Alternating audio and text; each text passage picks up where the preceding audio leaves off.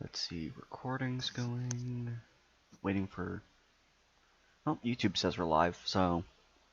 Do you want to do an intro? Sure. Hello everyone, and welcome to the first session of the Call of Cthulhu Pulp campaign under a Guatemalan sun. This is a bit of an experimental game. We're going to be trying out how the Pulp Cthulhu engine runs, playing the tropes and stereotypes of an 80s action movie, because what is more pulp than a bunch of big guys with big guns running around killing brown people? Um, Playing today is we're going to be playing via the Discord of the YouTuber Oozaloo.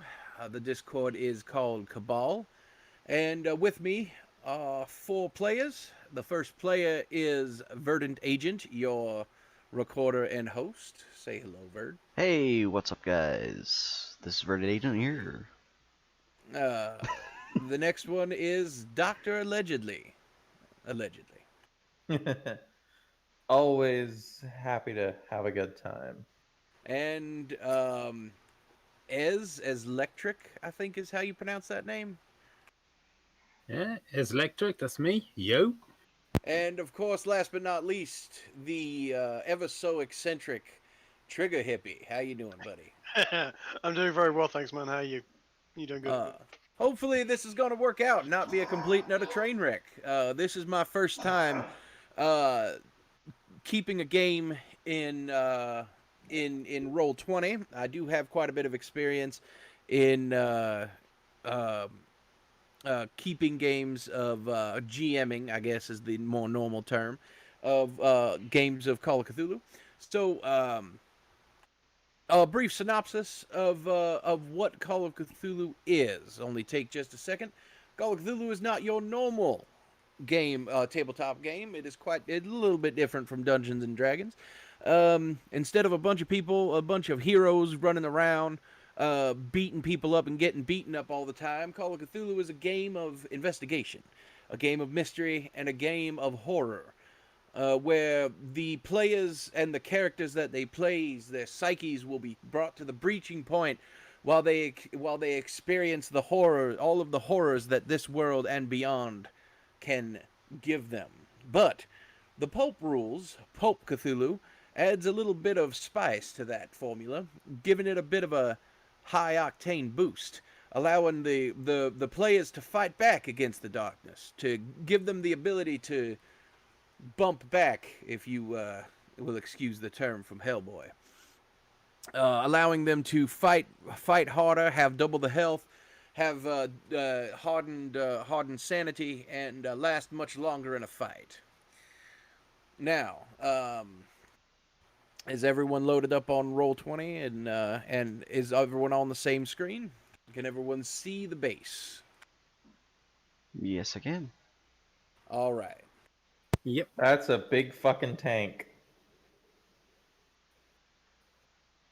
It's an American tank. So, the players today, the player characters today will be Verdant Agent will be playing John Volkov. Go ahead and describe your character real fast. Well, John Volkov is a American of Russian descent. He works for. Well, let me try to get my character thing popped up for a stream. He works for a federal agency. We haven't gone over which yet because I think the FBI was off limits. CIA. was. CIA was off limits. Okay, so yeah, he'll be an FBI agent. He is from a formerly religious, Eastern Orthodox Christian family. He's kind of a James Bond type. Shoots first and is suave. He has a talent in doing stealth and drawing his gun real quick. And like everyone else, is not phased by seeing dead bodies. Yes, it is good. It is important to note that this game will be taking place in 1985, which means most everyone will be either veterans of the Vietnam War or have seen action in some way, shape, or form. Hopefully, doing making commies into good commies. Now, Doc, would you like to introduce your character, Jordan Trace?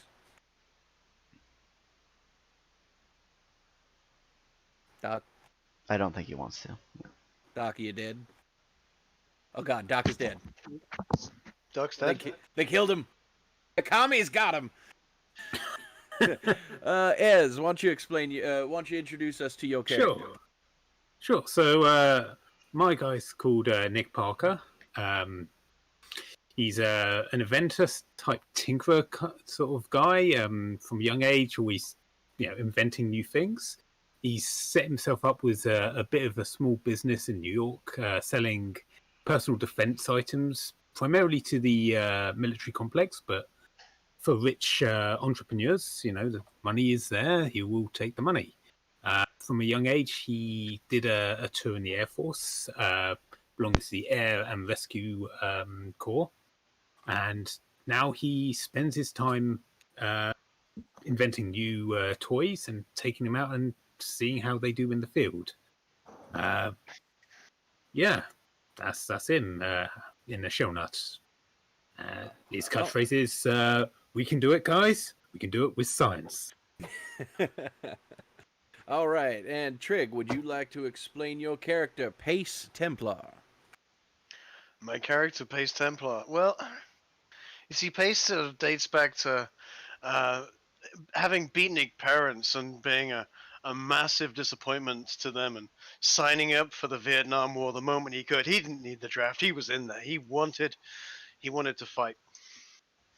Which is strange because he was English and he couldn't. So he basically had to get himself loaned out to Australian special forces who were actually helping out over there. And you know what? He fucking loved it over there.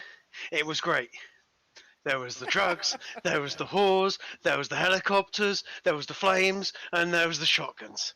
Oh man, it was so great. You were out there, there was like zero visibility, then some goop jumps up in front of you. Kaboom! Oh! Who needs clay pigeon shooting when you've got stuff like that? So then they went and bloody well ended the war, didn't they?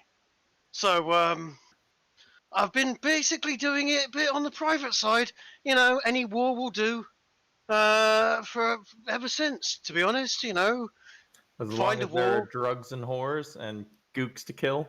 drugs, wars, yeah, the works, somewhere where there's lots of money to be had and lots of people to kill, and maybe some whores and drugs as well. So anyway, Okay. after a while, I went over to set up in London. Sorry, not London, New York. Got out of London, and just basically living the life, man. Living the life. All right, and last but not least, Doc, would you like to introduce your character? Sure. Jordan Trace is from parts unknown and from a family of that's classified.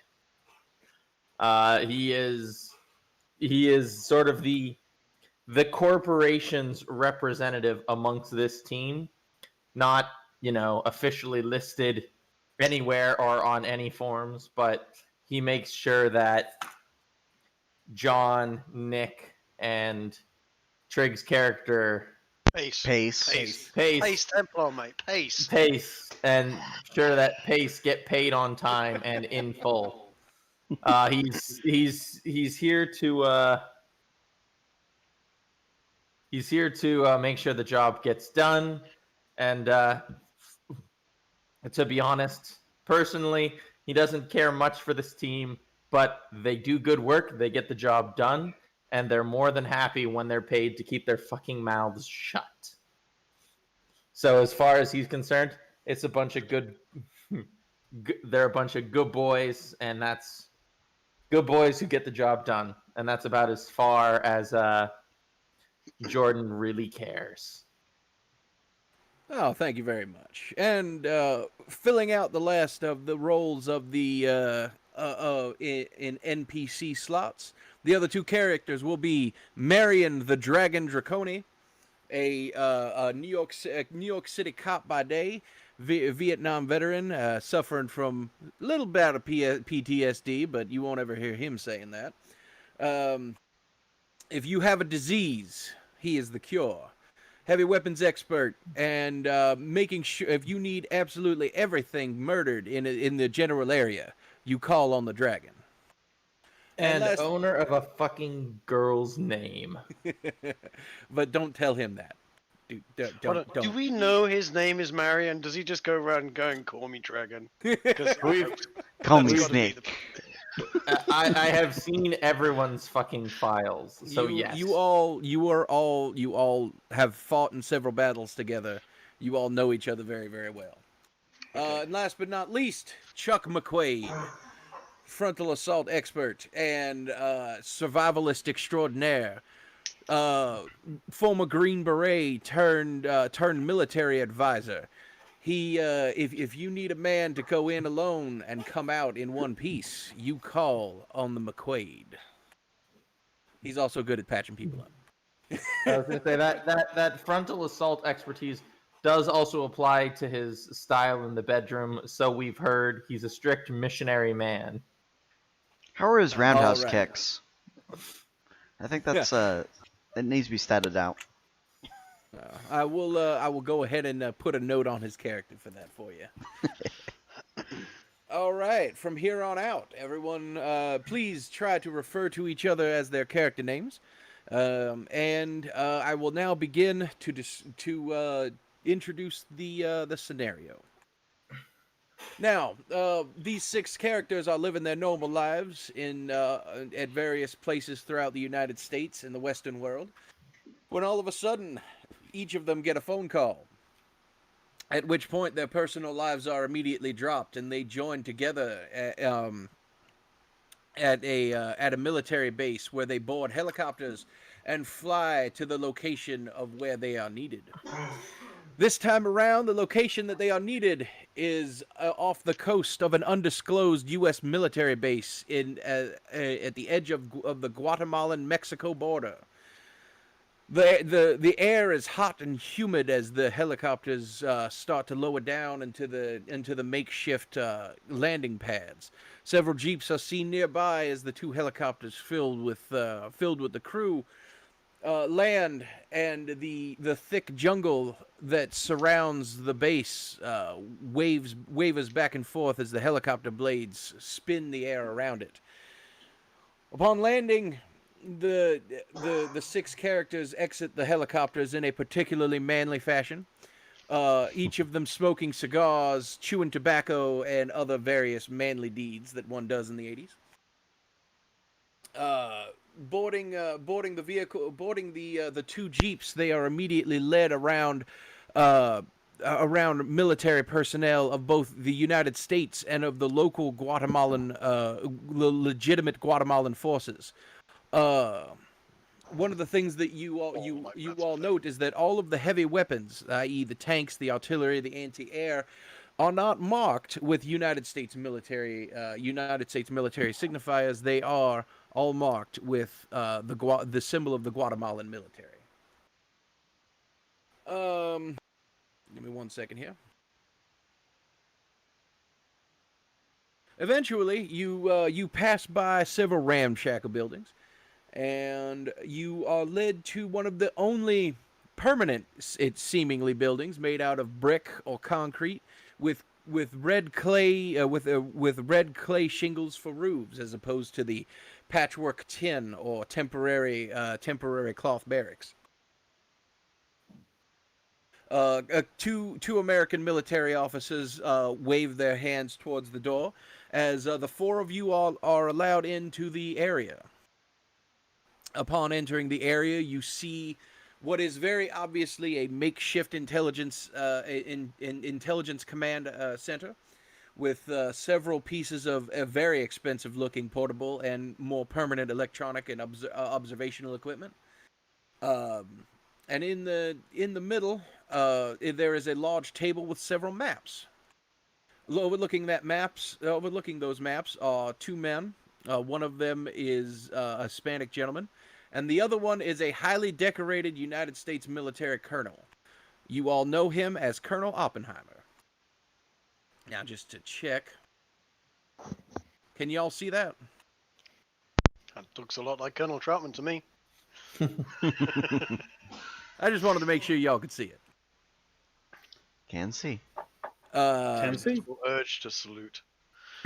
As you guys enter, the Guatemalan military officer and Colonel Oppenheimer raise their eyes toward you, and a big smile spreads across Colonel Oppenheimer's face as he salutes you, stands straight and salutes you, and goes, "Gentlemen, I'm glad to see you.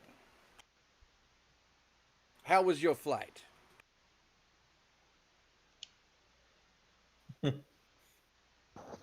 This is the part where you guys talk. This is yeah. Oh god. Silence from everyone. Okay. Well, no, I was don't all gonna go say first. why the fuck is Jordan going to talk? He's just going to say, "Fine, mission brief." Nah, flight was lousy. Flight was lousy. The food was atrocious. And I'm sorry, but your hostesses, woof. Yeah, tell me about it. Anyway, what's the deal, Gov? Hold on, I gotta Colonel. get into his voice. Give me 1 second. I've had worse. Well, unfortunately, the food is not gonna get much better around here. The humidity tends to make everything soft and chewy. But we all didn't bring you here for the cuisine. You're here for a observational mission. As you may or may not know. He slightly puts a hand to his head as if he forgot something. My apologies. I would like to introduce my counterpart in the Guatemalan military, General Hernandez. He waves a hand at the Guatemalan military officer, and he nods and says, "Hello, gentlemen. I am here on behalf of the Guatemalan military to provide intelligence and aid in any way that I can." Evening, sir. Colonel Oppenheimer then proceeds to explain the mission brief. Gentlemen, as you well know, you are the best of the best when it comes to rescue and recon missions. That's why we've called you in today. We believe that the unrest happening in Guatemala is yet another example of Soviet interference in the political dealings of Central and South America. We believe this one especially is particularly troublesome because of the military and guerrilla activity towards along the border of Mexico. We fear that if they get their hands on Guatemala, Mexico's next, and we cannot allow that to happen. We will not have communists at our border. It's always the fucking commies, isn't it? Right, how many of them and where are they? He smiles and he goes, "Well, that's what we need you to figure out." And he points at the large map of the jungle on the table. He goes, "Gentlemen, you all will be airdropped into the thick of the worst areas of the Central American jungle, much less Guatemala. It will be rough, it will be hot, and the traveling will be difficult. But we need you to scout out the area here," and he points at a location on the map of a suspected guerrilla base. Now, this guerrilla base has anywhere between 20 to 50 guerrilla soldiers in there, but as far as we can tell, they are not the best equipped soldiers, and they are not the most well trained. They're guerrilla fighters, after all. But we believe that there might be evidence of Soviet peacekeeper and advisor activity. Of course, that is why you are here, gentlemen. This mission will be off the books, and your activity will be officially denied by the United States government if you are captured or killed. Your mission is to go into this area, scout the rebel base, and if there is Soviet activity, you are to eliminate the Soviet peacekeepers or military advisors with extreme prejudice. If there is not Soviet military activity, observe the base, recon, and then radio in for further instructions. Are there any questions? Wow. No, sounds like a fun little romp, doesn't it, guys? Go in, kill commies and gorillas, get paid. It's all understood. Simple enough. Yeah. Yeah. Sounds simple enough. In the corner of the room, you see some movement, and you hear a particularly menacing voice. Colonel, I think you're missing something. And a man with a shorter man, about 5'10", with long hair, long distressed hair, and wearing an eye patch comes into view. Hold on, I gotta find the damn picture. They call me Oh, but he's a Snake. But he's a spook. It's always a spook. Fucking Does he have a glow spook. around? Yep, there he Says is. the spooky boy on your team says fucking spook.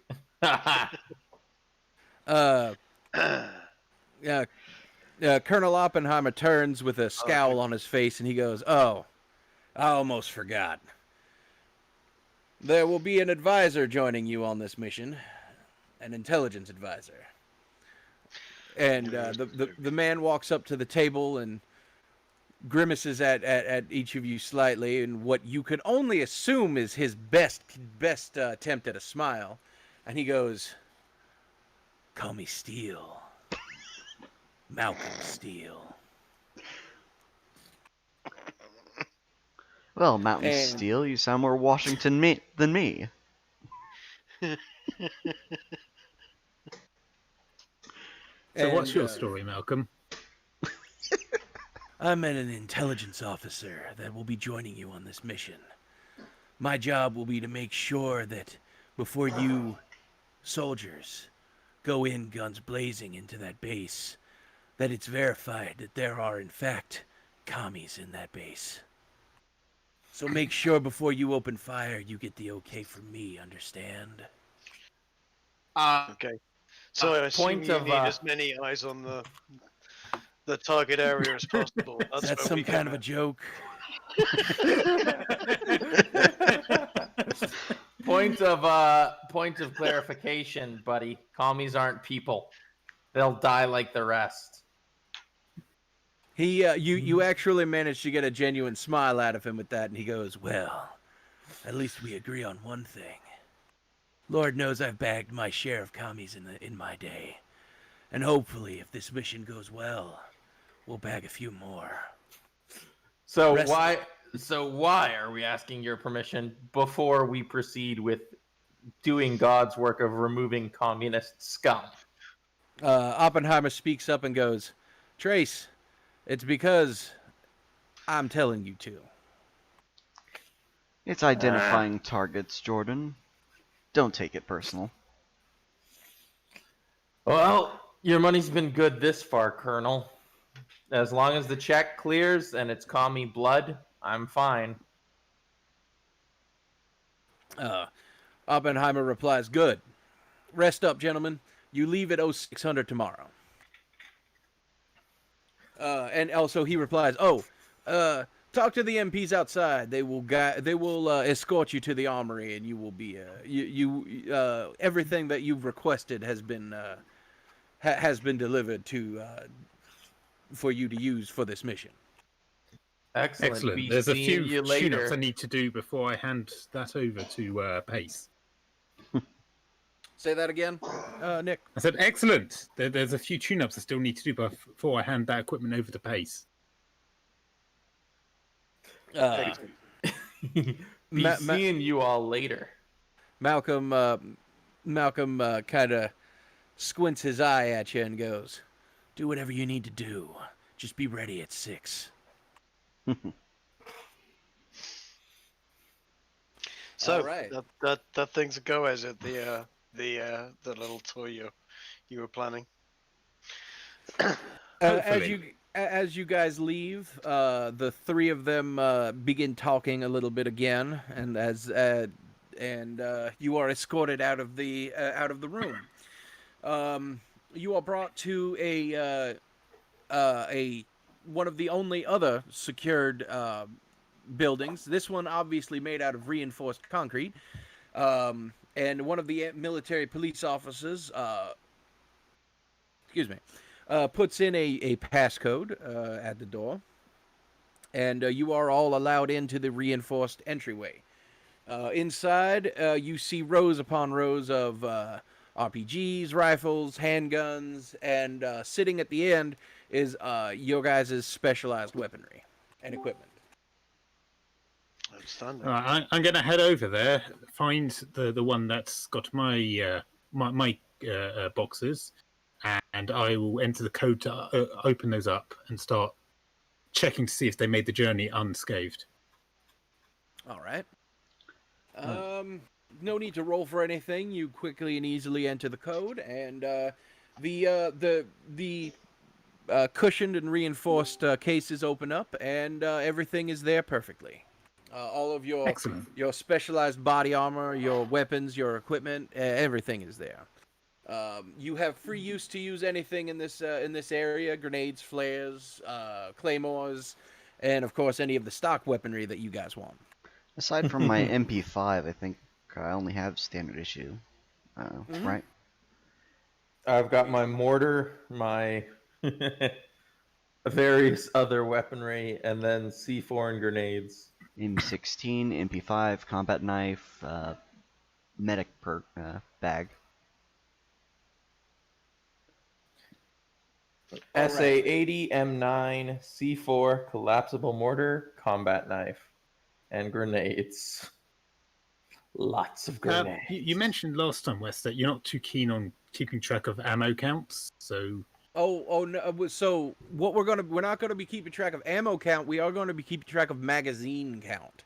But like I said, I am new to Roll20, so we are going to be holding off. We're going to be doing the equipment gathering off stream, and I'm going to be testing out. Like I said, really the only time that hold on. God damn it. Having some technical issues. Give me 1 second. Sure. We're getting advice from Uzulu. Never reload before your mag is empty. Yeah, literally that. I was going to say No. literal, actual combat doctrine. We're just going to reload after every single shot easily. Yeah, like in that Doom movie, we have to cock our gun every time we got the camera on us, right? No, every I time you thought make that a witty as a one-liner, replacement you for the must... full stop. Every time you make a witty one-liner, you must either fire or cock your gun. Yeah. Yeah, basically. But Jordan is going to make it abundantly clear to the rest of the group. Remember, these are communists. No rules of engagement, no mercy, and torture is not only recommended, it is endorsed. See, here's the thing. What's the difference between a communist and a wild boar? The wild boar's meat is still usable. Well, that's what I was going to say. After you kill one of them, you get a nice meal. After you guys talk for a couple seconds, in walks your two squad mates, Chuck McQuaid and the Dragon Draconi. As the de facto platoon leader, I'm going to turn to them and say, there are 3 rules. Everybody fights, nobody quits, and God doesn't care if you kill communists. Draconi goes, communists are the disease, and I'm the cure. As he walks over and gets his customized M60. McQuaid smiles at you, Jordan, and he goes, "Yeah, we've heard that one before. So, is this gonna be something special, or is it just another commie hunt?" Every like commie just hunt another is commie hunt. special. Just another what- day on what the We seem to calendar. have spooks involved in it this time again. So you never know.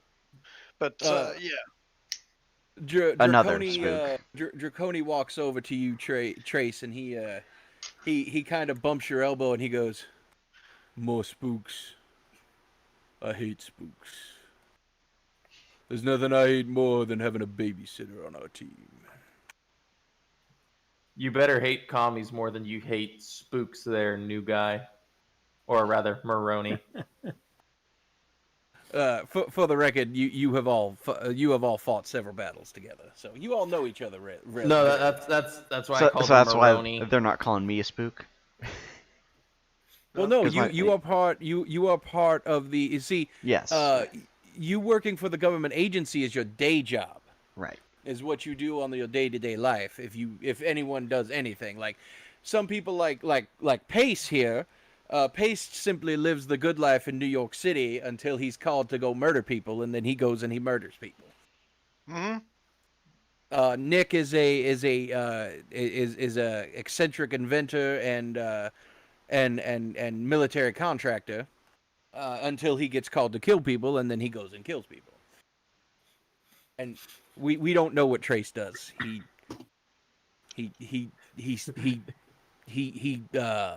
Appears out of nowhere when it's time to kill people. He's saving He money. lose. He's saving money for a venture called the only My way Little you can Pony. tell is the faint glow just all around him. If you look at him in the right pitch black. Exactly. If you look at Trace in the pitch black, he glows ever so slightly. all right. Park. And to Uzulu, to answer your question, under normal circumstances, we would just write down how many rounds are left in the mag, and then when it goes out, it goes out. But again, part of that is trying to figure out how in the hell combat works on Roll20 with Call of Cthulhu. It's a little bit funky, but we'll figure it out. Don't worry. Generally, you just keep track of your own ammo. There's an ammo slot on the. We could always invoke 80s rules in which the action guy never runs out of ammo. Well, no, like Unless you the plot on requires it. your thing, you can literally write like ammo, like you can put the number of ammo you have, and then just make sure you count it down. Well, I should literally have just a backpack full of ammo. So yes, Not yet. So Templar Marion looks down and he goes, "So, you actually gonna use that thing in combat?" I'm gonna try. And he They kind let of me- he shakes his head and he goes, "You're a braver man than me, man." It'll be fun. Trust me. As he puts a matchstick in his mouth and he proceeds to give his M60 a quick shine. Meanwhile, Chuck walks over to Trace, going, "So, anything I should know about in particular about where we're going or what we're doing?" God, that Chuck Norris voice is not right. Damn. Seems to be just get there, look, find commies, then kill them all. If we don't find commies, we just sitting there looking, and then we get to report in and receive new orders. Well, that Seems pretty seems basic. rather. This should be a quick, easy in and out. Nothing Yeah. much to worry about then. All right. So, is there anything else that you guys would like to do before we leave? Well, Yeah, Is- I call Pace over to where I am, tinkering, said, "Hey, Pace, come have a look at this." Okay. Is the shotgun working? This is the question. Yes. So okay, I'm gonna come over and have a look at this. So What do you got for me here? the shotgun is here.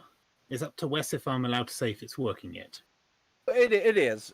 We just have to figure out the mechanics of it and how it's going to work in combat and all that shit. So Pace, you remember that drunken chat we had a few months back about a shotgun that doesn't run out of ammo?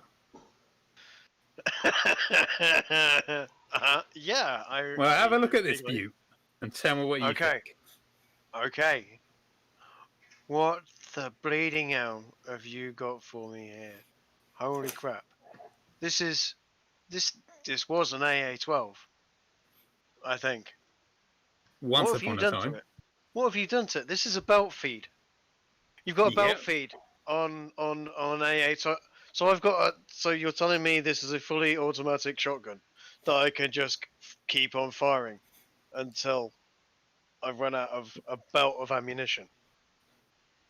That's the Pace. plan. Though I've got this backpack over here. Backpack. So Yeah, kind full of of like. ammo. So like a minigun pack kind of thing, or was it the micro gun? That crazy little thing. Right. Okay. So so this is just one big shotgun and a big pile of ammo. How many freaking rounds is in that backpack? A few hundred. Enough. Should be about. It will. In the end, it'll have about 1,000 to 2,000 rounds, Yeah. firing and that's- fully automatic. Okay. 1 to 2,000 rounds. So, Pace, I'm gonna need you to square and stow that erection. You're making everyone else in the armory uncomfortable. Better hope that barrel doesn't melt. It'll be fine. It'll be fine. I know what I'm doing. This is gonna be this is gonna be fucking fantastic. I Right. slap him on the shoulder and say, "Happy early birthday, mate. Enjoy." Cheers, dude. This is this is fucking brilliant. Right. all Let's right. load this up. So, Duck does bring up a good point. Ez and Trig, what would you like? Do you want it to be filled with shot or slugs, or maybe alternating, or how would you like it loaded up? It's the 80s, so the new clever rounds hadn't come out for that yet. Just limiting. I'm gonna go ahead and make a decision. So yeah, Limit it to slugs a shot. I would actually just have alternating slug shot. You know, the old knock a hole in it and then make the hole wider kind of philosophy. Good man. All right. I like that idea. Yeah. All right. So I will go ahead and make a note of that. Thanks for making my damn job harder. I'm going to be okay. firing bursts. I reckon I'll be firing probably conveniently even numbered bursts, so it can just block the damage as it's going to do. I doubt Trig's gonna fire less than 2 shots each time. So basically, just one slug, one shot for Yeah, spray, and what's you're the basically just kickback done. on an AA-12? So just to let you know,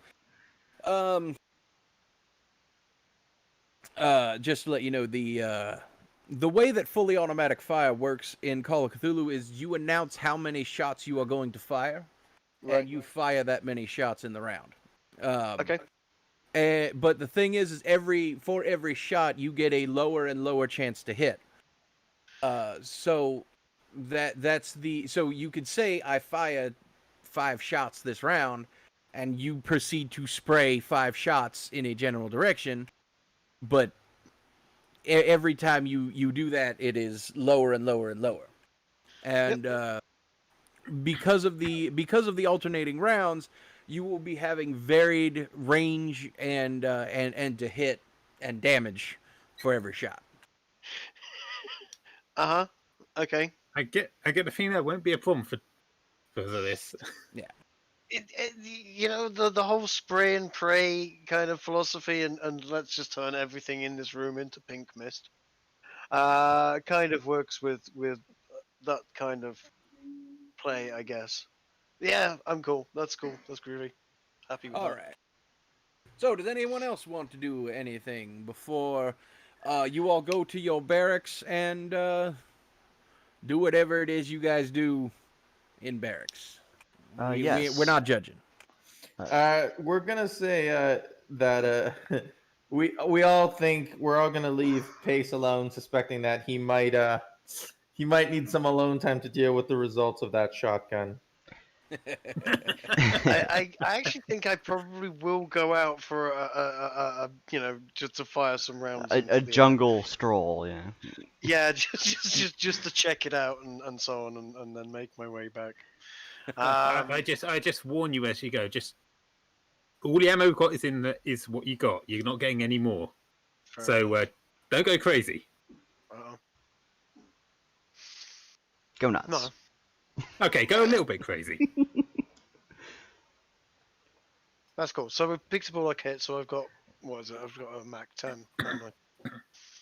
Yeah, you all will have full suit of body armor that absorbs 13 points of damage per hit. Unless you guys say otherwise, you will have a full complement of grenades, claymores, and flares, as well as your primary, secondary weapons, and of course, at least one knife.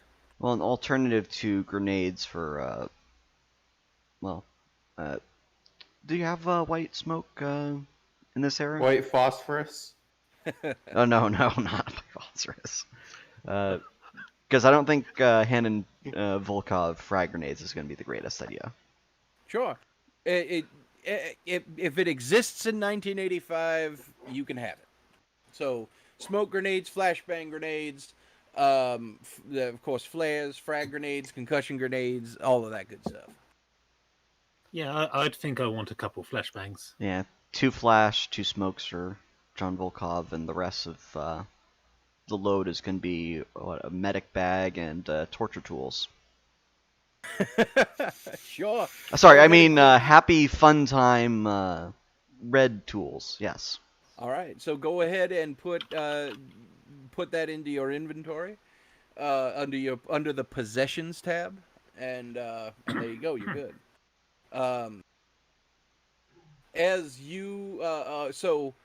I think we all agreed previously that Chuck will be the one carrying the radio. Yep. All right. Yeah. So in addition to his normal pack, I will be adding adding the radio to his inventory. Now, 1980s radio. It's not as bad as they used to be, but it's still it is a satellite radio that so it's a backpack, and he now the thing is. How this will work is one of you will have to get into, in order to use the radio, one of you will have to get into an elevated position in order to put the small Transmitter? satellite, the transmitter out, and that's how it's used. So just to let you guys know, if and when you guys want to use the radio, that's how it works. And I think that's everything. Well, yes, Okay. John. In which case, John I'm wanted going to to- take a spare transmitter. Okay, sure. Go ahead and add that to your possessions. And John wanted to say something before leaving the armory. Love the enthusiasm, gentlemen. But do remember, if you hear Russian, don't just shoot at it. You might want to leave it alive. Russians have very good intel. Killjoy. Kneecapping, gentlemen.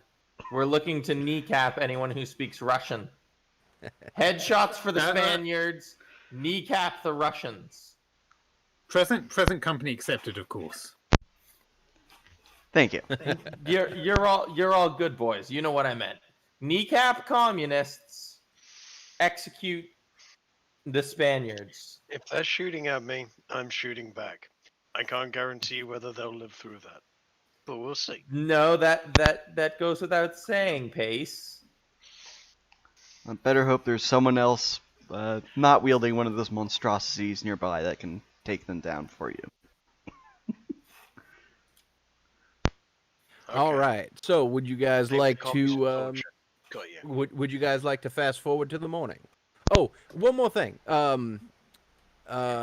Trace, you in your pack there is a map of the area, as well as some intelligence intelligence markers that mark possible locations for the guerrilla base.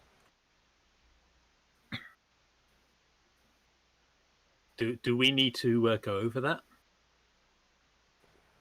That is up to blah, I cannot talk. I'm sorry.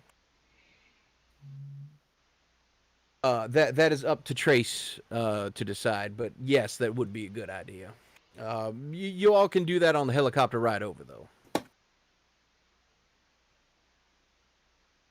So, are you guys ready to fast forward? Yes, I am. I reckon. I So think so. we've all got basic kit. You said was like a claymore. What, 4 grenades? Yep, Claymore, 4 grenades, 4 flares, and whatever weapons and ammunition you guys want. I forgot that claymore. But for now, can we assume we have enough magazines, or do we need to actually put an actual number down? And in which case, do we have to worry about the weight of things? Not particularly right now. You all have state of the art webbing and equipment that, as long as you're not carrying like 50 magazines for each weapon, of course, like 6 to 8 magazines for your primary and 4 magazines for your secondary, that type of thing. And of course, Trig and Doc, you have special cases, as your weapons are much more specialized. Your primaries. My primary is specialized? Well, not your the mortar. The Yes, the collapsible mortar. yeah. So basically, the way that yours is going to work is just choose how much of each type of ammunition that you want. It is frowned upon that you use incendiary rounds of any kind in this environment because the Guatemalan government is asking you politely not to burn their rainforest down. Made of water. I don't see the problem. I have 1 white phosphorus incendiary shell. The other 9 consist of a mix of fragmentation and high X. All right, If we need to blow a hole in something, compared to if we need to put many holes in people. All right. Well, all right. So just go ahead and make a note of that in your possessions, and we'll go ahead and fast forward to 5:30 a.m. Everyone's waking up and getting ready. God damn it. Okay. You lot, we're on our feet. Yep. All right. I suppose we've got to go and find some commies then. Give me 1 second here. Just gotta set everything up. Volkov is an early riser.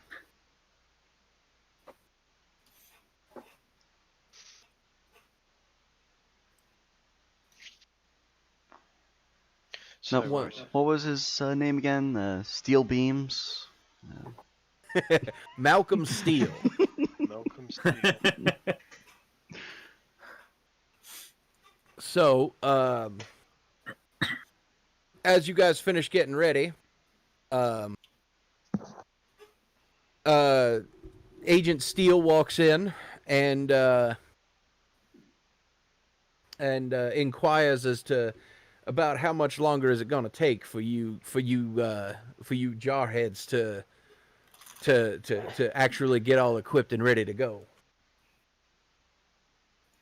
Ready to roll out in 5. He glares at you and then walks out and waits by the helicopter. If you guys don't want to do anything here, we can. 1 second. If you guys don't need to do anything else at the base, we could go ahead and fast forward to the helicopter ride. And say, do we need to do anything back here? Have we Yep, got got everything? We've got a kit. my primary, my secondary, and my handgun loaded. Yep, let's roll. All right. So, as the sun begins to rise over the Guatemalan jungle, you all walk out, and there, as just as you saw last time, there are soldiers milling around on patrols and moving boxes around, and Guatemalan military heavy vehicles are driving about. Tanks are on patrol as well. And there is a helicopter waiting for you as Malcolm Steele is waiting outside of it as the six of you walk up. And Malcolm goes, if there's no more delay, you guys board the helicopter. And the helicopter takes off, and you've traveled deep into the Guatemalan jungle. A completely fair use song plays in the radio in the background as you all put Better on be Fortunate camouflage Son. and spit tobacco at each other and calling each other expletives that are not allowed on YouTube. Does the song go something along the lines of dum dum dum dum dum dum dum dum dum dum dum dum? A little something like that. It definitely isn't a Little Richard song. I can tell you that much right now, because that would just be blatant, wouldn't it? But as you guys are in the air, each of you has a headset, and Malcolm taps the back of the head of the pilot and motions for him to cut his feed. And Malcolm proceeds to explain a couple things to you. He goes, "Now that we're out of the base, there's a couple things you all need to know. This area has been a hotbed of electromagnetic disturbances, and sightings have been seen in the deepest parts of this jungle. A few people over the years have tried to get into the thickest part of this jungle, but very few people have left. As far as we know, only 3 people have ever left the heart of this jungle alive. So, don't get lost, and make sure that that radio pointing at McQuaid's back, that radio doesn't get messed up, or else we're in for a long walk back home." What, you reckon these electromagnetic thingies are gonna mess with our radio or something? Unfortunately, there's no way to tell. One of the things that we may come across while we're here, or it may be an explanation, but there's no way to know. The thing is, the really weird thing is, these electromagnetic interferences dates back all the way to the 1950s. So unless there's been Soviet interference here the entire time, the electromagnetic interferences outdate the Soviet presence here. Does this interference appear to affect the communists and their radio equipment as well? He gives you an evil grin and he goes, "One can hope." Is this something any of us would have heard of before?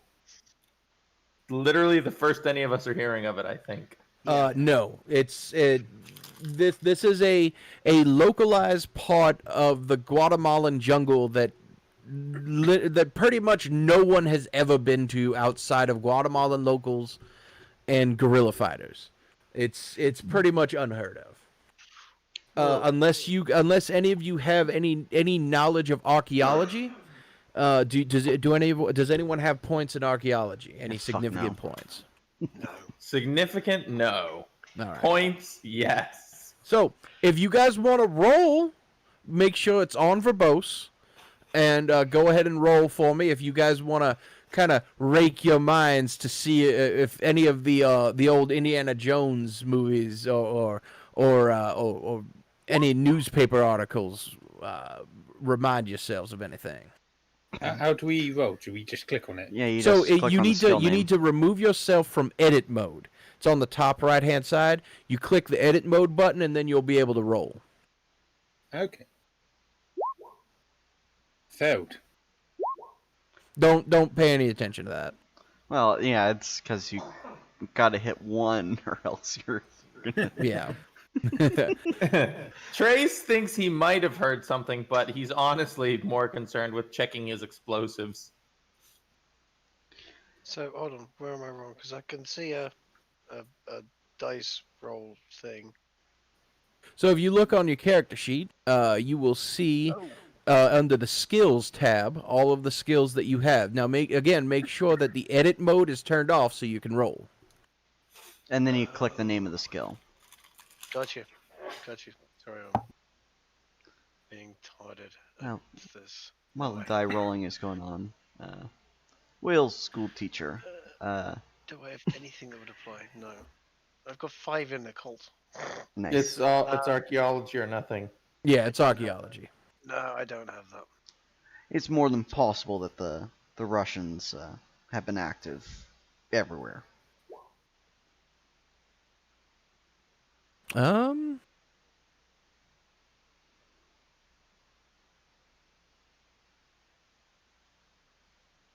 you go. That's weird. Hold on 1 second. Sure. God damn it. Sorry, having technical difficulties. Give me 1 damn second. Boomer. Must be all this interference. Yeah, the Yeah. interference. God damn it. Goddamn commies.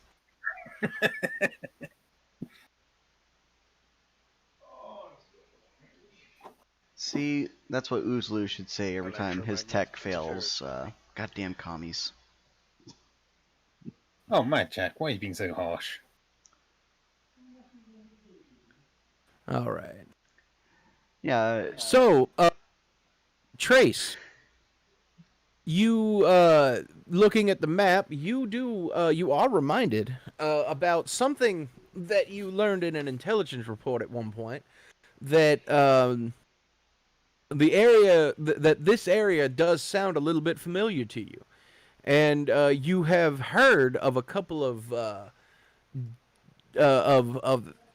airplanes, and this has been the site of an unusual amount of crashed vehicles, air vehicles in the past.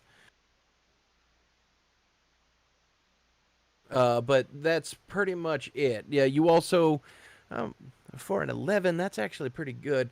I'll tell you what.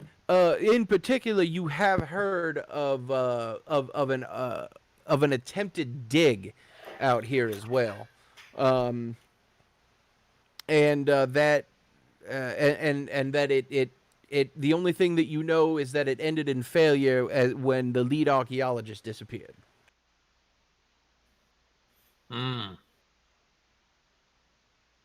So yeah, if you want, you can just let me know whether or not you want to withhold that information or not from the team. I'll share a little bit. Just tell a little bit. It's basically just yeah.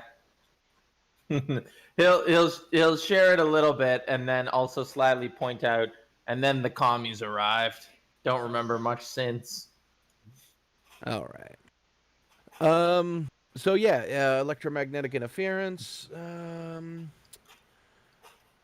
right. So, unless you guys would like to have any, do you have any questions for Steele? Because at this point he is open to answer certain questions since he is going into the shit with you. So, you can talk to him now. Now that the conversation can be secured. So, Steele, have you actually been in combat, or is that patch just for show?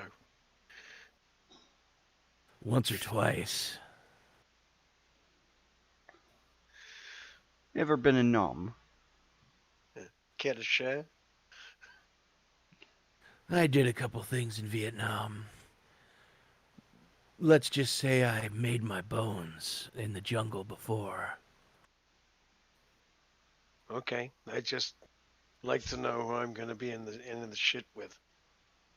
He gives you a bit of a wry smile and he says, "Don't worry, I can take care of myself, and if necessary, I'll make sure that you all get out alive." Fair I'm enough. nervous. I'm nervous around someone who's not in it for the money. Mighty ballsy. He seems very sure about himself, and he wants to make sure we get out alive. That's, you know what, you gotta like that. There's a sense of self-sacrifice there. Trace, Trace, Yeah. do you actually say that? Do you No, I'm not gonna. No, say- Trace is gonna say, I get a little nervous around soldiers who claim they're in it for the morals or the greater good. Just about everyone else on this team has at some point confirmed they're in it because they're good at it and it pays really well. Yeah, and it's fun. he kind of glares at you a little bit at that, as well as a one-eyed man can glare. And he goes, "Well, I could say the same thing about someone who's just in it for the money. I'm in it. I'm gonna. No, What? you go ahead. You go ahead. Trace has a response to that. He then goes, I'm in. I do my job to make sure that my country and that my people are safe, that the apple pie and hamburgers are in steady supply, and that the American people are fat and happy. People like me go into the shit on a regular basis to ensure that that happens." Okay, this guy's a I'm common going plant. to smile back at him and say, well, this is the first time we've seen you, but this ain't the first time that Uncle Sam has decided to foot our bill. So I can understand your concern, but let me just say that every man here executes this job because every man here likes his paycheck and is damn good at it. So even if we have a difference in motivations, don't worry. We work for a living and we'll earn it. He kind of looks at you and just goes, "Well, I guess simple solutions for simple people, I guess." Why make things hard? Look at Pace. He's happy up to his eyeballs in hookers and coke if you give him a chance to kill and pay well for it. Well, what the bloody hell's wrong with that? Can you tell me one thing about that doesn't sound like an absolutely fucking divine end to an evening? I'm gonna just. I'm just. Trace is I'm- just I'm- gonna shrug and point at Pace and go, "Simple men, simple solutions." You see, what I'm saying, Steely, is it's not about the money for me. It's about the lifestyle. And you know what, Mr. Apple Pie, I fair play to you, mate. Fair play. For people like you, well, someone's got to start wars, so I can fight in them. And God bless you. God damn, we are giving this spook the business. Unironically.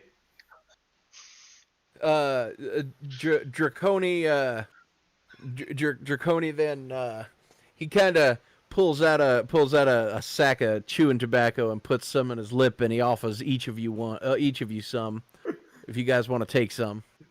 I'll take some dip and just smile at him. Mighty kind of you. Volkov is already smoking, so. Oh, okay. No, I'll pass. that shit will Nick's fucking be Nick's become a bit Yeah. distracted playing with a gadget he's taken out of one of his pockets ever since the EM fields were mentioned. Okay. Ah. All right. And Draconi just kind of nods at Jordan, and of course McQuaid sitting next to him takes a little bit of dip as well and puts it in his lip. Draconi doesn't have to call any of you slack-jawed this time around, because at least one of you took some. So, is there any other questions that you have for Steele before we fast forward to you guys getting out of the helicopter? How many of the bastards do you need alive at the end? We if it's an excessive number of prisoners, we might have to charge a premium. Rax bolts. In the end, no prisoners, but I would appreciate the opportunity to interrogate a couple. Look, But- as long as we don't have fuel costs to bring them back, that's fine with us. Do they need to have intact kneecaps before you talk to them? Nah, not if we're leaving them there. we can basically shoot him off at the thighs and the shoulders, and leave him there like a nugget for him to talk to. I'm partial to Russian. Any of you speak Guatemalan? Spanish, you Spanish. Russian freak. What languages do I speak? Any other languages? I think I'm just literally a moron that shoots stuff. I have rudimentary Russian and Spanish, but yeah, no. So I'll smile and I'll ask Chuck and John. You guys remember to bring your morphine, right? We need them to not be screaming in pain if we're going to get anything useful out of them. Understand Russian is I'm sorry you have syphilis. I brought my tools. Who the fuck is that? Just someone in the background in one of the mics. Uh, Chuck goes, "Oh yeah, oh trust me." God damn it, I can't get Chuck's voice right. It always keeps coming out too nasally. Well, you're speaking too high. I'll just use my own voice for now. I'll practice it later. Chuck goes, "Oh yeah, we've got I've got a medical kit fully stocked. Don't worry." I'll smile at Steele. Sounds like we got you covered then. And Steele does pipe up going. I've got in the end. Excuse me. In the end, this is a standard crash and burn operation. No prisoners. If all goes well, we destroy that base, gather any intel we can, and then burn everything to the ground. Leave no trace. I'm going to pull the incendiary mortar out of my out of my pack. What do you think I brought this for? Oh, that's not the white phosphorus again, is it? You know you love it. Love it. It fucking stinks. Burning. Oh, it's great. Oh, shut up. It only took you 3 weeks before you could eat barbecue again after the last time. This one's soft stomach.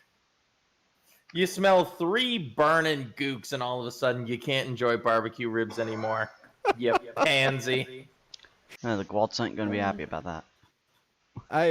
I'm pretty sure that that I don't think YouTube will pick up on that antiquated racial slur, so you should be fine.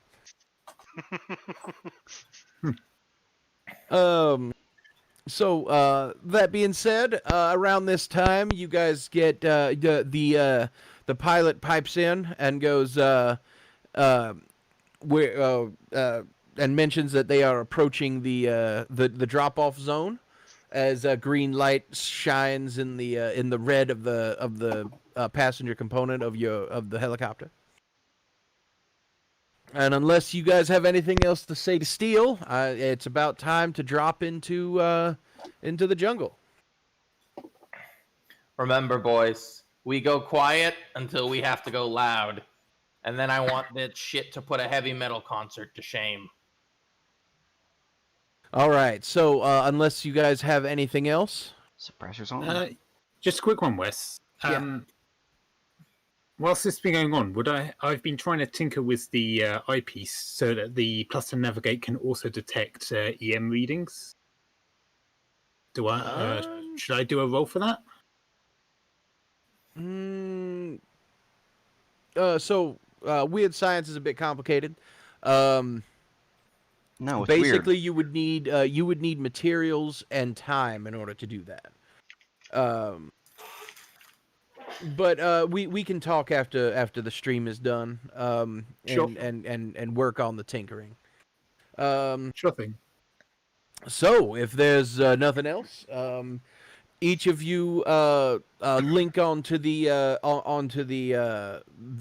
descending rope as the rope drops down into the thick canopy of the wild, scorching, hot, and humid Guatemalan jungle. And Malcolm Steele is the first to drop down, and followed by Trace. Then Templar, Volkov, and lastly Parker. And then McQuaid goes behind Parker, followed by Draconi on the rear. You are now in the jungle. Welcome to the jungle. We got fun games. We got everything you want. There we go. That should work. As long as we know the names. Yeah. Okay. That's it. Copyright. We'll do. Well, a bunch of different people said it, so we're probably good. Yeah, I don't think we're that close to the song, are we? No. I think they did it a little bit better. Only a little. Only a Little little, bit. yeah. A bit. Right. We're back in the fucking jungle again. Christ. All right, give me one moment here. Set a couple things up. Back in the ship with the beaners, and I didn't even get me a Mexican takeaway before getting in here. Just one taco would have been nice. You know? Maybe a burrito? Fajita? Any of that would be great. You wanted a No. fucking senorita, didn't you? Well, of course. Been a long flight. Gotten absolutely lousy food, because, United States Air Force is not like luxury by any such of the imagination. I've got standards to keep. All right. So, as you all drop down, the scorching and oppressive heat and humidity is bearing down upon all of you. It's if you were lesser men, it would almost be too much to bear, but you all are grizzled soldiers with experience in this environment. That Christ. being said, You wish I brought a sombrero. Sorry. each of you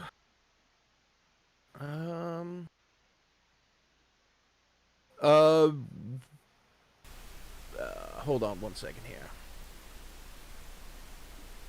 Each of you roll a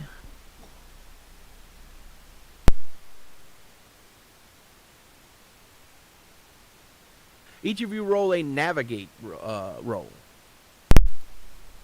All right. A navigate roll. It's in the middle, towards the bottom.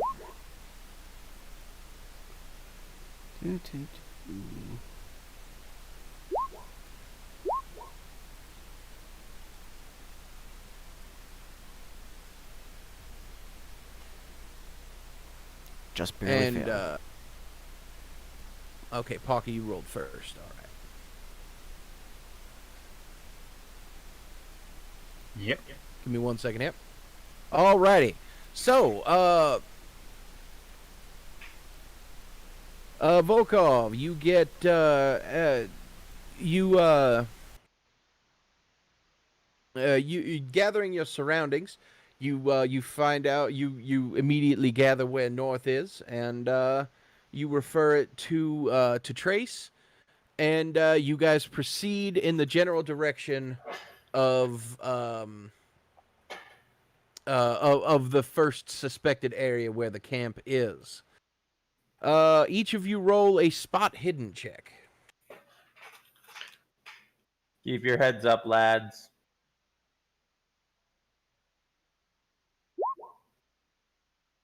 Well then. The motherfuckers who can navigate are the motherfuckers who can see.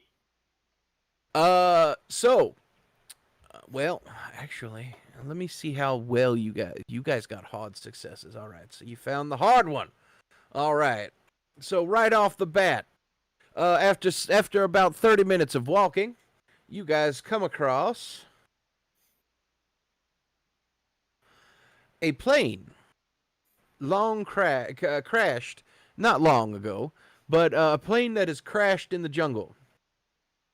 A couple of you notice a wing and a chunk of engine on the ground. Looking up, you see the fuselage hanging in the thick canopy above.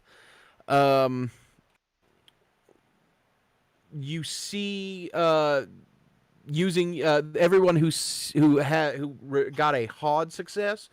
You also see that it is a multi-seater plane, and there is what seems to be a humanoid form in the pilot's seat above. What would you like to do? Guns Did you up. say it was a military plane? No. As far as you can tell, it is heavily damaged, but it looks like a civilian plane. Chuck, check out that cockpit. Human or humanoid. You would assume, seeing as how none of you have had any experience with creepy stuff, you would think it was just a person, just to let you know. Could be a monkey. Well, I'm saying Communist. body. Exactly. Is this Heavily a damaged, communist but it looks like body a civilian plane. or a human? You've got a Check scope out that on your gun, cockpit. surely. I mean, you Human can or look up humanoid. You've got a magnifying device. Yeah, You can- you you can look would up that in the assume, spec pretty seeing easily. as how none of you have had any experience. Is there any with creepy insignia stuff, on the you would think wings it or was the just a tail person, just to that gives let us an you know. idea? Like, could be a monkey. Roll, the affiliation. Well, roll I'm a spot saying, hidden. Communist. Sure. Jesus Extreme Christ. success. All I right. see everything. So, Nick, you use your telescopic. Oh, sorry. You use your telescopic sight on your ocular device, and you see on the near the nose of the plane. First of all, on the tail you see the serial number for the plane. You don't see any major markings denoting it to any military or anything like that, but upon an extreme success, you do see a oddly shaped symbol near the nose of the plane. That is the symbol of an eye. It's a human eye that is the color is damaged and distorted, and you can't see all of it. But you do make out an eye that is partially surrounded on both sides by what you can only assume to be the wings of some kind of a bird or a bird of prey of some kind. Oh shit, we found Star Trek. Okay. Does this symbol mean anything to me? I don't know, does it? What should I roll for that? I guess. You could roll. What would you roll? Is there like something like history, perhaps, or? Well, not exactly. It would be, roll.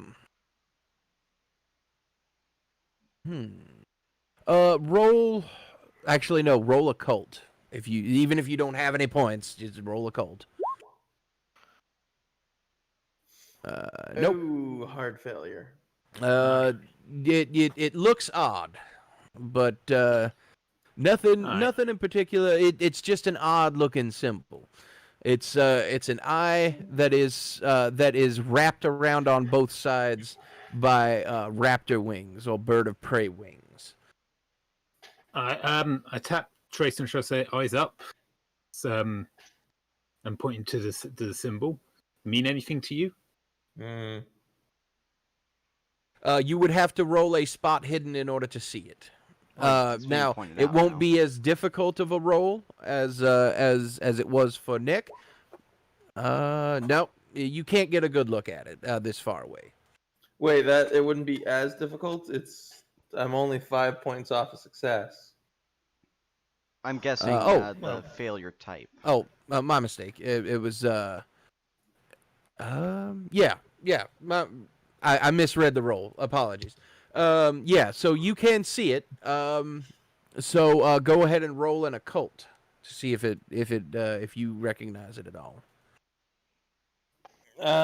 I will also just sketch it down Oh yeah, sure. because he always carries pen and paper as part of his backstory, which is redacted. And then show it to Steel. he might have an inkling. Yeah. While you don't know exactly what it's from, you do recognize it as there are several fantasy novels and mystery novels that have used it in the past. It's a relatively it's not like the Illuminati symbol or anything like that, but it does have its origin in various conspiracy theories and stuff like that. Whether or not you believe in that type of thing is completely up to your character's backstory. Helicopters. I'm gonna tell Nick it's nothing. It's just a bird of prey. He's he's going to note the occult misgivings of it in his own notebook though, but he will not be sharing that with the rest of the group. Sure. So I definitely raise an eyebrow at that, but I don't say anything. You wouldn't be able to tell. He's just flatly saying it's nothing. just some bird of prey logo. I have no idea. Yeah, it's Roll just sense when you're motive. saying it means nothing to you, and then you draw a picture of it. That's a bit. No, he always just draws the stuff down in case we have to later reference it. Okay. Fair enough. Now that each of you has had a chance to take a look at the plane, looking at it, it doesn't look like it's been here for all that long. But if you guys didn't notice the little bits of debris on the ground, you wouldn't have seen it. Steel, time to stop and investigate, or are we on a clock? Steel kind of looks at you guys and goes, couldn't hurt to check it out.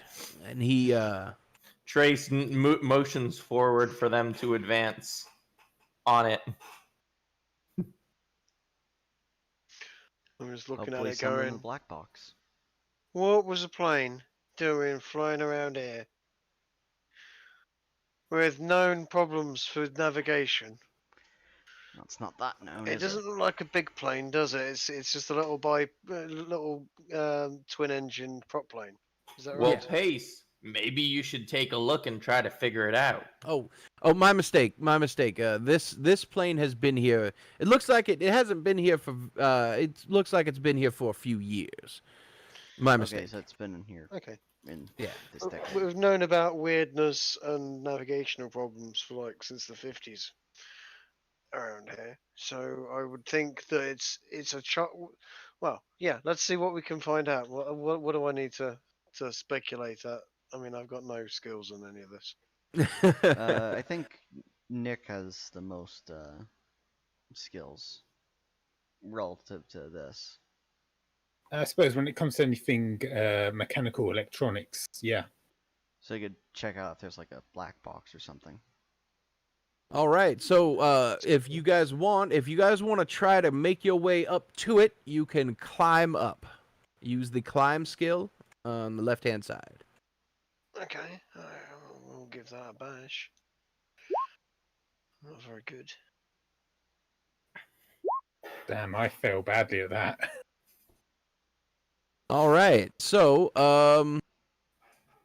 unfortunately, Parker, you have quite a bit of difficulty trying to get up the trees. And Pace, unfortunately, your heavy weapons Are bog heavy? you down, and you find it rather difficult to try to climb up. But fortunately, Volkov is part spider monkey and is able to very quickly and easily shimmy his way up and use the vines and trees and branches to very quickly and easily get up to the fuselage. John Volkov, upon getting to the fuselage, what would you like to do? Any of you gents got a rope? I can see if I can help you up. It should be on your webbing. We all have rope. All right. Yeah.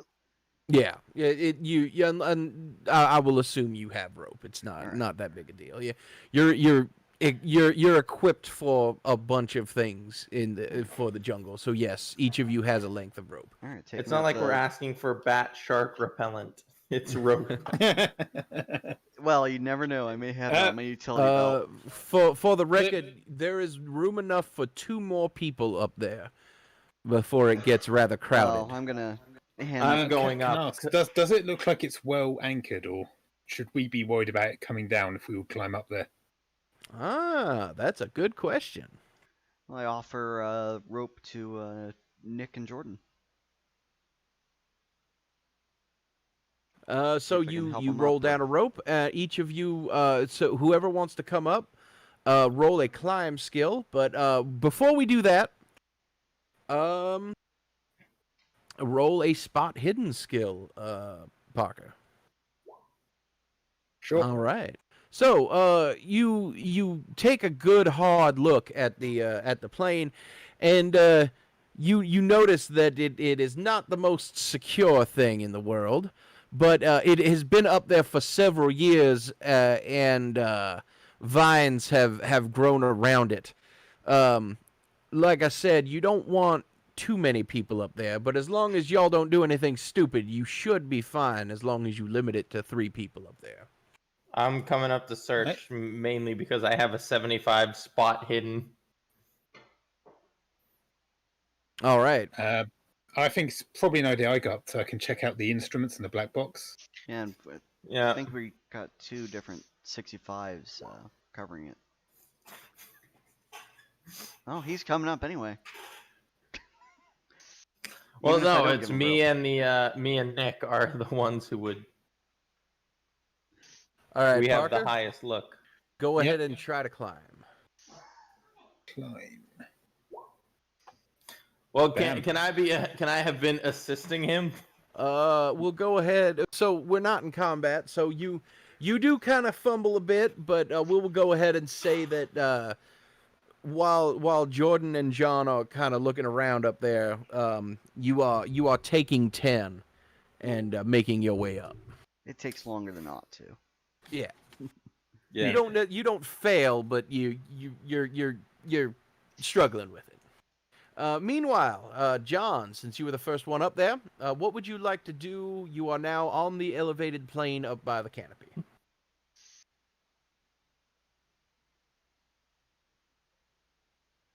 Volkov. Oh yes. I was helping them up, but now that I'm in there, I guess I'll take a look around. Guessing spot hidden.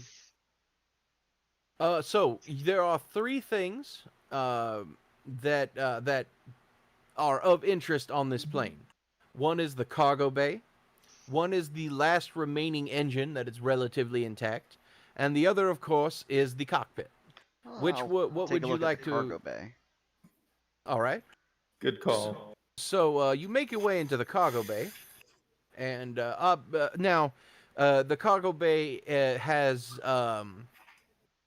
obviously the damage to the cargo bay is less than what the damage to the wings, the engine, and the engine on the wings and the cockpit. So it is more intact. There are several items in the cargo bay. Go ahead and roll a spot hidden. God damn. Always one. You don't. You are rather distracted. I'll tell you what. Yeah. plane Roll, wobbling. roll spot hidden again. Damn. Yeah, you are quite Distracted. you are quite distracted. But I would tell you what. The reason why you are distracted is because you see you are distracted by the holes that are in that litter the sides of the small cargo area of the plane. and you suspect they might be bullet holes. You are very enthusiastically analyzing them. At this point, Jordan Trace, you have made your way up. You can join Volkov in the cargo bay, you can inspect the last remaining engine, or you can look at the cockpit. I'll check the cargo bay first. All I'll right. check the engine after. The cargo bay is admittedly very cramped at this point. It's only about 8 feet long. There are a couple of containers and stuff like that, along with some other things that you really haven't noticed yet. Go ahead and roll a spot hidden. I'm gonna tap Volkov on the shoulder and say, "Go help Parker into the plane." As I search it. Will do. All right. So upon searching the cargo bay, you see several. You see 3 boxes, all of which have the same symbol that was on the front of the plane on there. Obviously, the symbols have faded, and the wooden boxes are starting to turn to a wood pulpy mush after the long exposure to the heat and humidity. But it's still relatively secured. But in between the boxes, you find a backpack. It's a leather-bound backpack with a brass buckle, and along with that, you find a small open container on the opposite side of the cargo base of the cargo bay, with several lengths of rope, several brushes, and a leather-bound kit that contains various finely crafted picks and gauges of various sizes and things like that. I remember the archaeology expedition I had heard of earlier in this area, and with that assumption, I'm going to look to the wall and see, were these really bullet holes? Upon looking at it, it doesn't look like they're bullet holes. They are a number of damage points to the fuselage hull of the plane, but it looks like it was caused during the crash as opposed to bullet holes themselves. Because I was going to say, who the fuck is shooting at archaeologists? But I'm going to, if it's possible, I'll crack open the crates just to see if it's more archaeological supplies. Or rations. Raiders of the Lost Ark. Nazis. Yeah, I was going to say. Pretty much any Indiana Jones movie. That movie has not come out yet. I have no knowledge of this. I actually it might have, but Yeah. regardless. So someone in the chat look up what year Raiders of the Lost Ark came out in, please, and think post it's it. 84. 81. 81. So yeah, you would have seen it. Sorry, 80 in the US. Sorry, that I need to correct it. He's going to say, was Indiana Jones on this fucking plane? Shit. I am so sorry, guys. I completely forgot to change the background. I apologize. Oh, snap. Oh! You know, he's going to nice. crack open those... Sorry. See, I'm not the only crack one open those crates now. that leaves you on old map for 20 minutes. I'm sorry. Oh, well, I also have the excuse of never having used Roll20 before as a keeper, so That's fine. As if most people have that experience. hush. That's a nice picture, though. That's an old bomber of some sort. I just chose a Don't look nice too looking into picture. it. Yeah, Trig, I think it's just old plane. Yeah, I it's think range, right? I think it's no Mitchell because it's got a machine gun port. That's a 50 cal. Well, yeah. front Yeah, he I- didn't I- go I- crash I- a plane for this campaign, so I just chose an old plane that's been there for several years in the jungle. Okay. Yeah, because this is supposed to be hanging up in the branches. That Yes. would be hanging up in the branches. That's Yeah, but yes. something that looks like that. Yes. All right. So it will take you a few minutes to open up the cases. So in the meantime, Parker, you make your way up as Volkov greets you on the remains of the wing of the plane, leaning on the fuselage. helping What up would you like those to last explore red first? feet. Would you like to go to the cargo bay, inspect the last remaining engine, or look at the cockpit? Parker, check the cockpit. Yeah, that's what I was going to do anyway. All right, to the cockpit we go. Alrighty. So the two of you make your way to the cockpit. It's a small cockpit that unfortunately you can't get to in any way right now except through the window. But you're able to easily wiggle. One of you is able to easily wiggle your way into the cockpit. Upon looking at the cockpit, there is a desiccated corpse, very dead, in the pilot's seat of the cockpit. Which one of you would like to go in? I guess it makes sense for me to go since I'm going to be checking the electronics and stuff. Yeah. Alrighty. So, you all right with that? I am. All Check right. it. Cool. So, So the first thing I'm going to check when I get there is what uniform, if any, the pilot is wearing. All right. Go ahead and roll a spot hidden for me. Okay. Getting mileage out of that spot hidden. Yep. It's Damn. it's as far as now the clothing that the corpse is wearing is unfortunately very degraded. You really can't see anything. And it's it's pretty much it looks like a civilian jumpsuit as far as you can tell.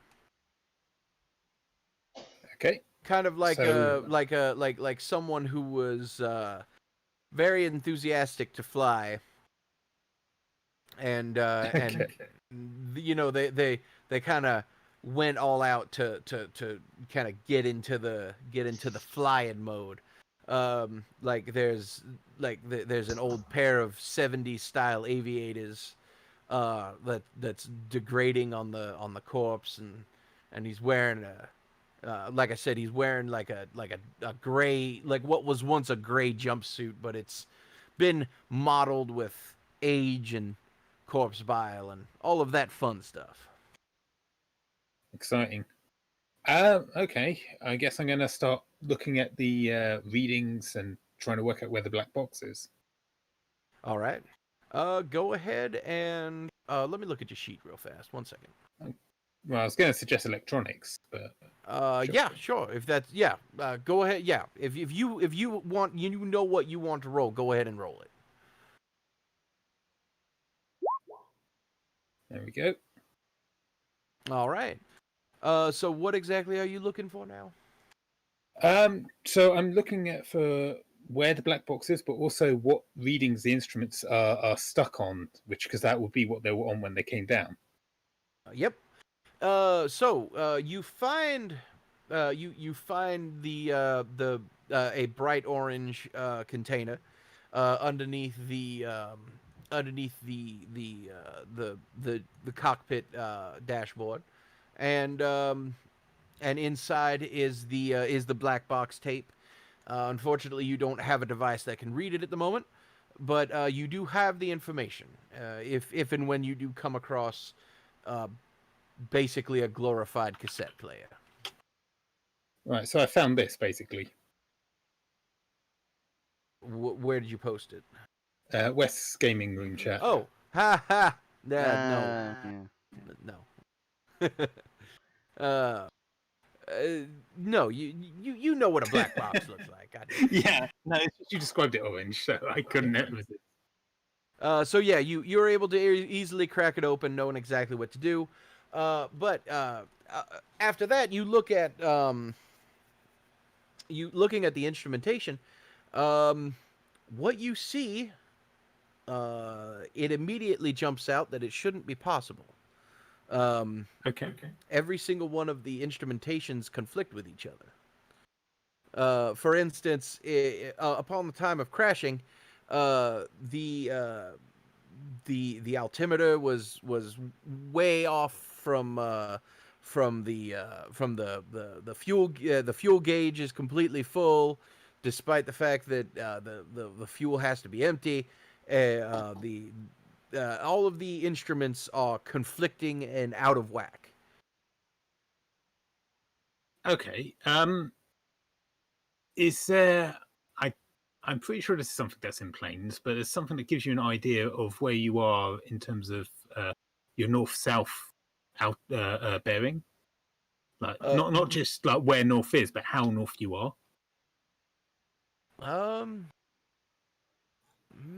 Basically, I just want to try and work out if the readings show that the plane was over Guatemala or not, as far as readings show. So according to the instrumentation, it was all over the place. The instrumentation is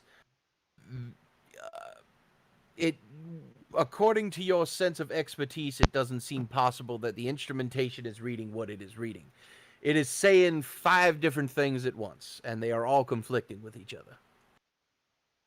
Right. So the next thing I want to do then is take a look at the engine to confirm what the fuel level is, because these readings don't make sense. I just want to try and get some understanding. So, Parker, while you are checking the instrumentation, Mr. Volkov, if you can, if you want to, at your position that you're at, you can inspect the body if you want. All right, I can try to see if I can do spot hidden or.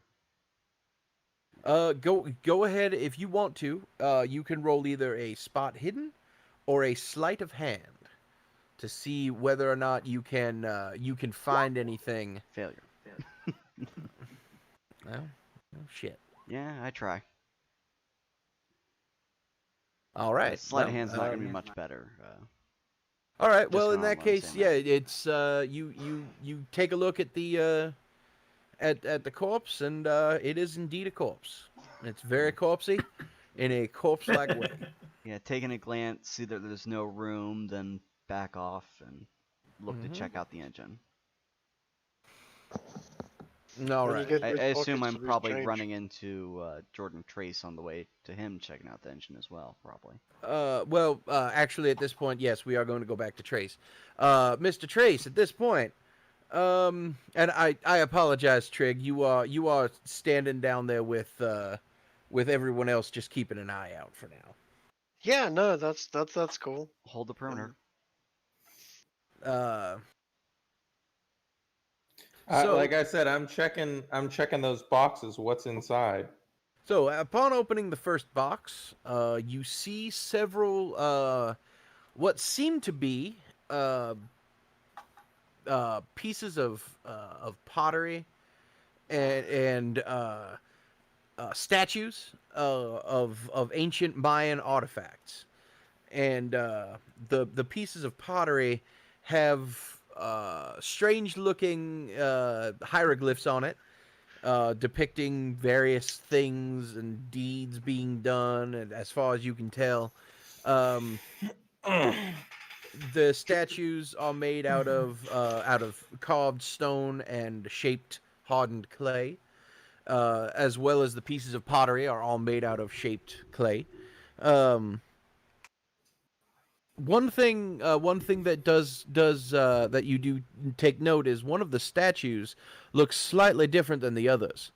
There are 3 statues in total. 2 of them look like they look very similar, but there's one that looks a little bit different.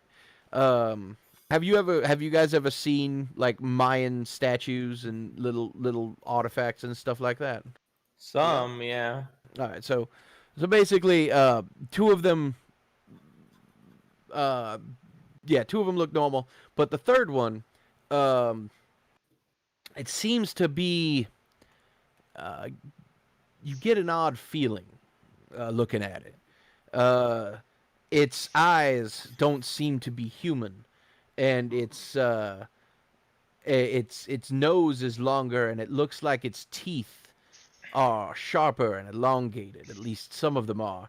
And as opposed to the hands and feet of the other two, this one has claws at the end of its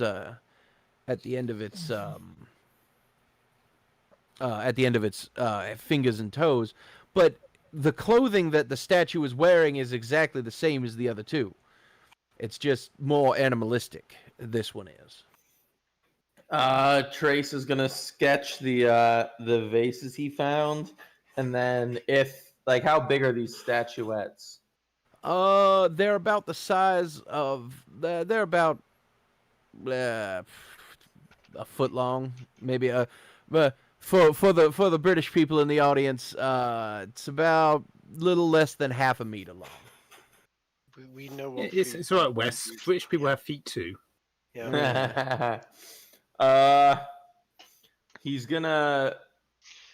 Trace is gonna grab up the statuettes, stick his head out the plane, and shout down to Pace,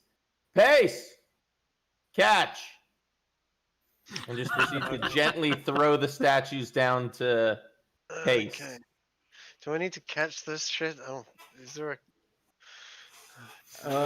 Roll. Are these heavy? Are you just about to?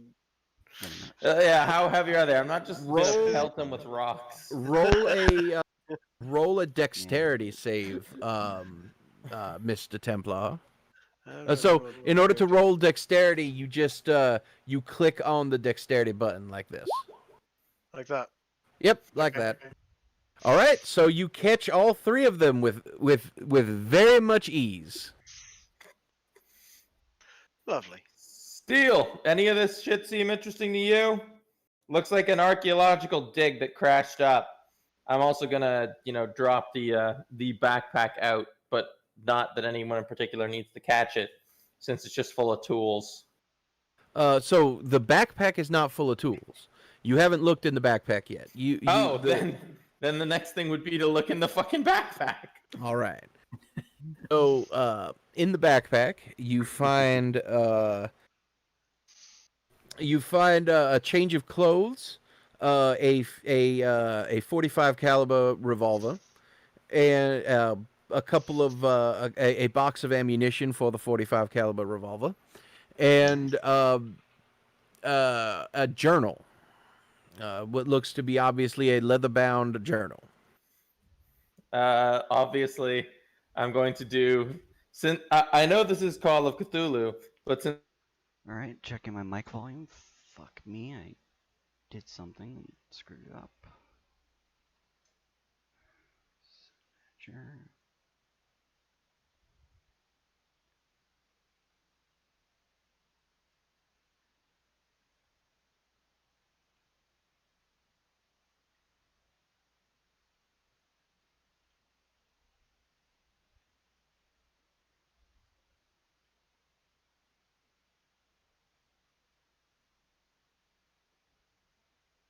Leafing through this, he was All right, trying to see if my mic works. Fuck no.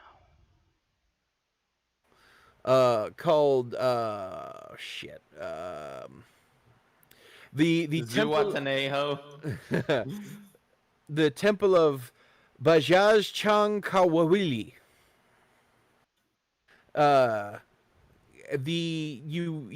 You flip through it, but the last entry does take your eye. The last entry reads August 6th, 1978. I think I know where the location of the temple is, and I think a flyover of the area will confirm it. Anatoly's caution be damned, it's only a matter of time before the ziggurat is located, and we're going to be the first ones to find it. Once I find the ziggurat, the excavation of the chamber underneath can begin, and the so-called undying wealth of ancient kings under the lost temple of Bajaj Chan Kalawili will be revealed to the world. Just have to avoid the natives, though, if there are any. They might even still do human sacrifices to the jaguar gods this far into the temple, into the jungle. Did the ferocious looking statue I looked like? Did it in any way, shape, or form remind me of a jaguar? It definitely reminds you of something animalistic. I'm gonna take the journal, fold that up, put that into my pack, and then I'm gonna just proceed. All right, I need to check the mic again. Okay, sounds like it's working. Shit. And some ammunition in there, but just more archaeological bullshit. Then I'm gonna come down. That I am not revealing the existence of the journal at this time. No. All right. Mm-hmm. I have my reasons, Trig. Do we really want Steele hearing of the undying wealth? This is a new spook. We don't trust him yet, and there's undying wealth to be had. Think of the lifestyle you could have with undying wealth. Yeah.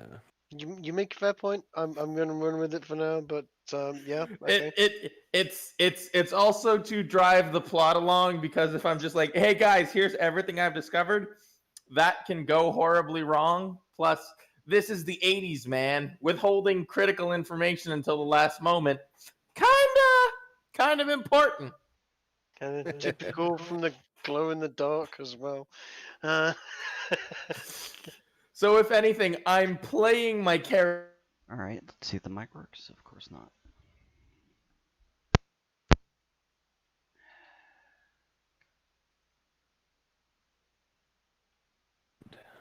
Oh, there he goes. Verd, you all right?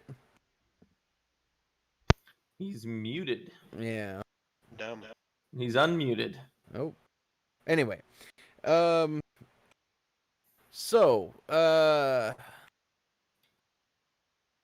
Parker, you say you want to check out the engine at this point, yes? Well, yeah, if the instruments are showing it's full of fuel, that's something to be a bit concerned about at the very least. Alrighty. So, go ahead and roll a spot hidden on the fuel. Well, on the engine. Okay. Alright, tell you what. Instead of that... Oh, did you just roll that? I did. I could do mechanical repair, actually, if that would work better. No, you got a hard success. That's fine. All right, does my voice go through? No, it doesn't. Fuck. Looking at the engine, you do notice that the fuel is very empty. Bone dry, has been for a very long time. But looking at the mechanical components of the engine, you notice. All right, does my voice? Other than the natural wear and tear of several years of exposure to thick jungle environment, you notice that the engine just seized, as far as you can tell. No mechanical damage whatsoever. In fact, it's almost like it just stopped. Yeah, well, ain't that a head scratcher? So who's still up on the plane? Trace, Volkov, and you. All right.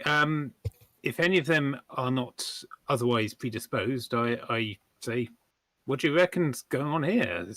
The readings say this, that it's full of fuel, but the engine looks like it's completely empty and just decided to go hibernate for some weird reason.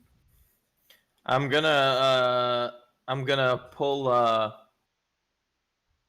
Parker aside and say, it seems like there's some weird shit going on, but we're not paid for this weird shit.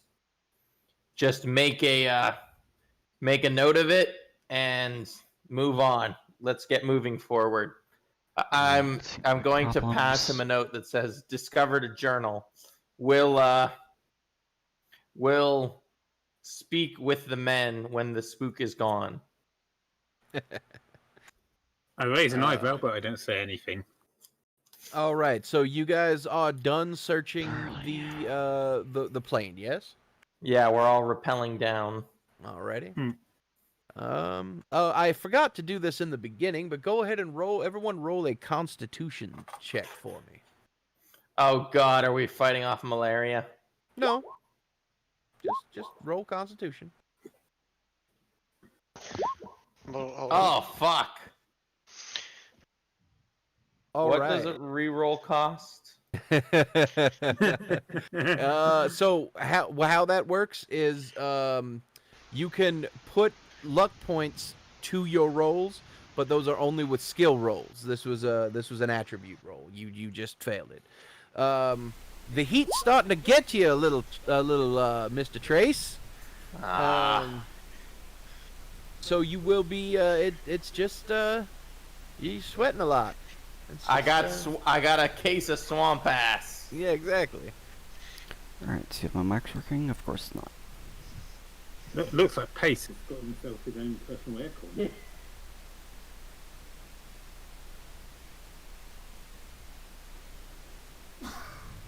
Sunshine like this in old Blighty. Good God, in England? Alright, let's... Okay, I have to go through default twice now. Shit. And that would be like a minute here. This is great. I love it. It's smashing. No wonder you fucking loved Australia so much. You fucking sun junkie. Okay, fix the I'll mic. tell you what. I'll tell you what. Australia's amazing. You should see the size of the fucking grasshoppers they got over there. Kangaroos. Those aren't grasshoppers, those are kangaroos. Awesome buggers they are. Uh, Tastes pretty good too. apparently, Trig, you're echoing through roll 20. Oh, okay. Well, according to our people watching the Discord, so make sure not to be broadcasting voice or receiving anything to that place we talked about earlier on Yeah. the cog. I got it. Yep. Yeah, it's great. All right. So, the three of you leave and head back into the thickness of the jungle. I will tell Steele it appears to have been a former archaeological investigation. We confirmed that only the pilot was found aboard. Do you show him any of your findings about the symbol or anything like that? I'll point out that I'll show him like the drawing of the symbol and the drawing on the pots. This is what was in here. So, just to give you, I mean, I'm Just showing everyone the symbol and like what was shown on the pots, and basically ask him, mean anything to you? Again, not revealing that I had a journal, so I know more than. so, I'm letting on. so just to give you guys a little bit of a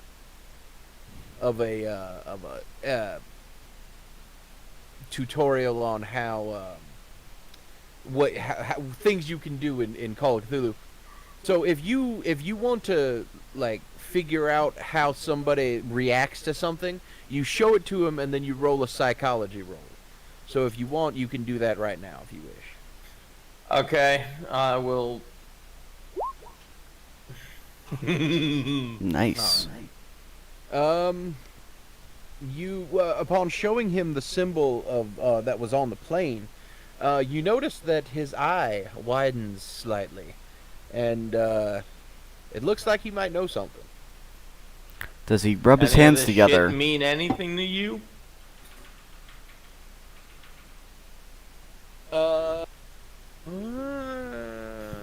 Let me make a roll real fast. Let me see if it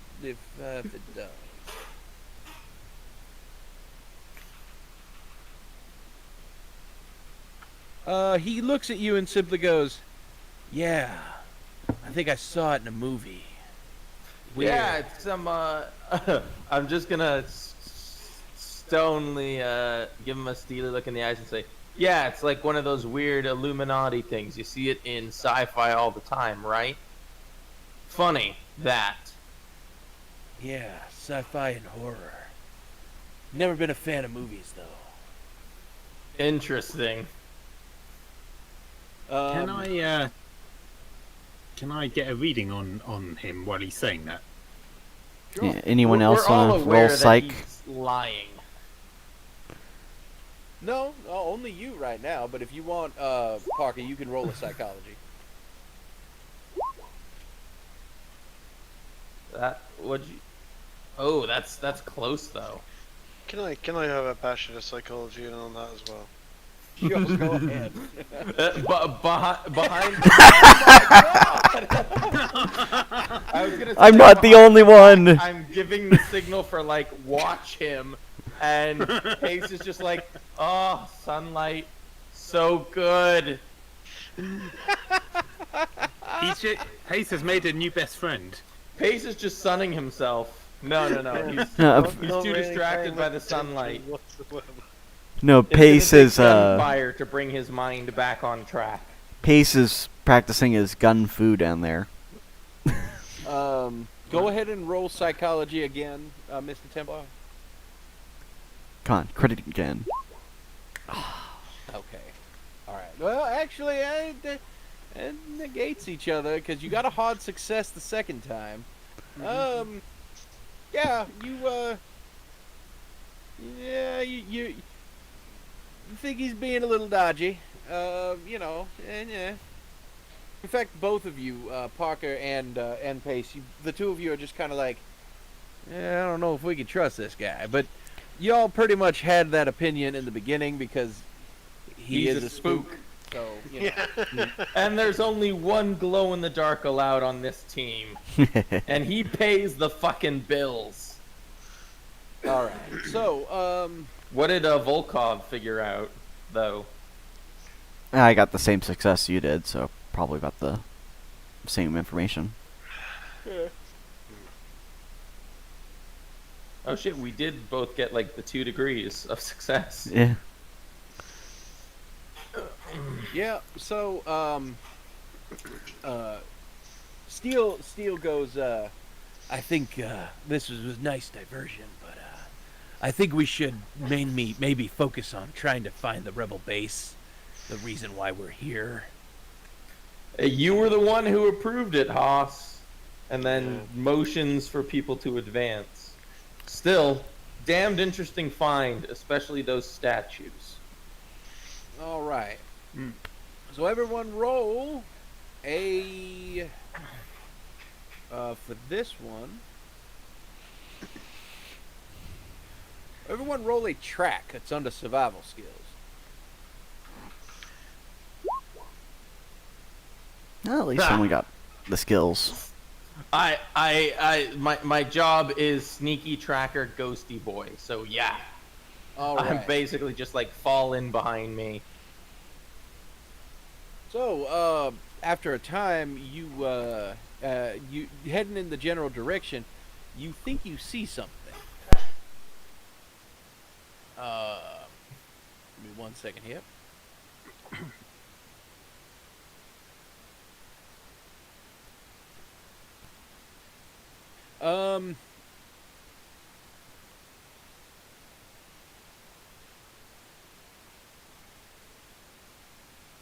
All right, everyone, look at your character sheets. All right. As you are heading to the area, everyone roll a luck. Roll your luck. Everyone, roll luck. Right. Let's see Damn. who rolled the lowest. Nick rolled the lowest. Guess I'm gonna be up to be lucky. Wait, do we all have 70 in luck? We all took Looks like the highest luck possible. Yeah. Jesus. All right. Let's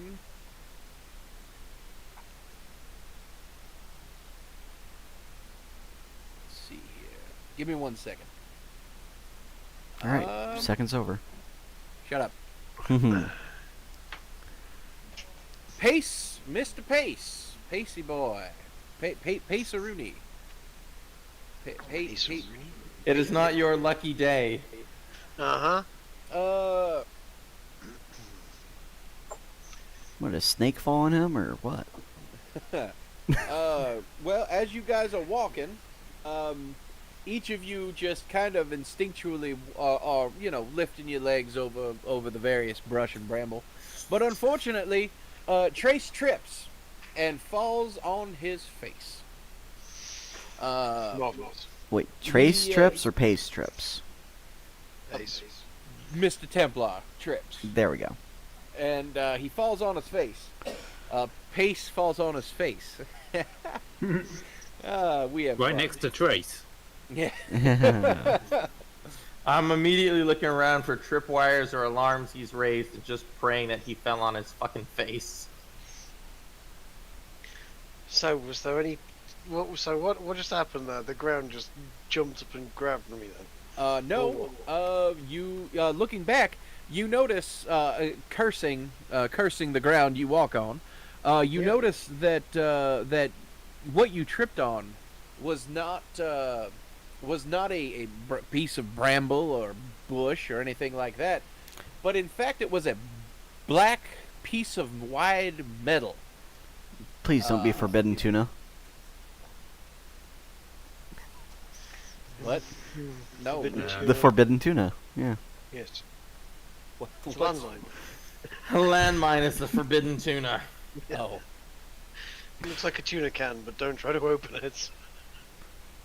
No, it is not forbidden tuna. But instead, it looks rather odd.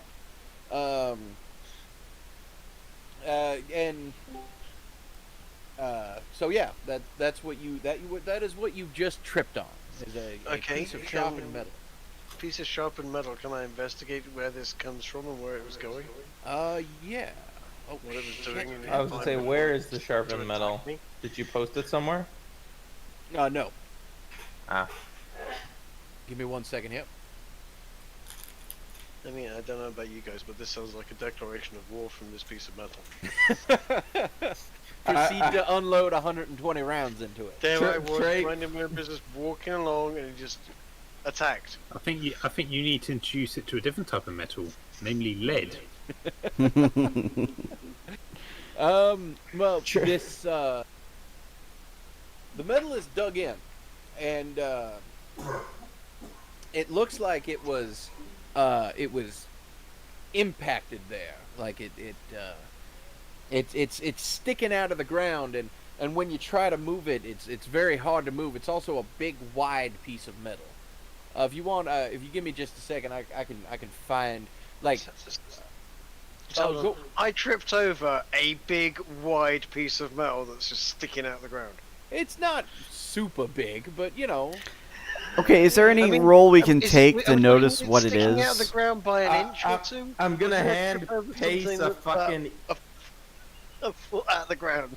I'm gonna hand Pace a fucking entrenching tool and say, figure out what the fuck that is. yeah, roll a strength check. Yes, because when you trip over something in the jungle, you wanna just pull at it real He's hard. angry at it.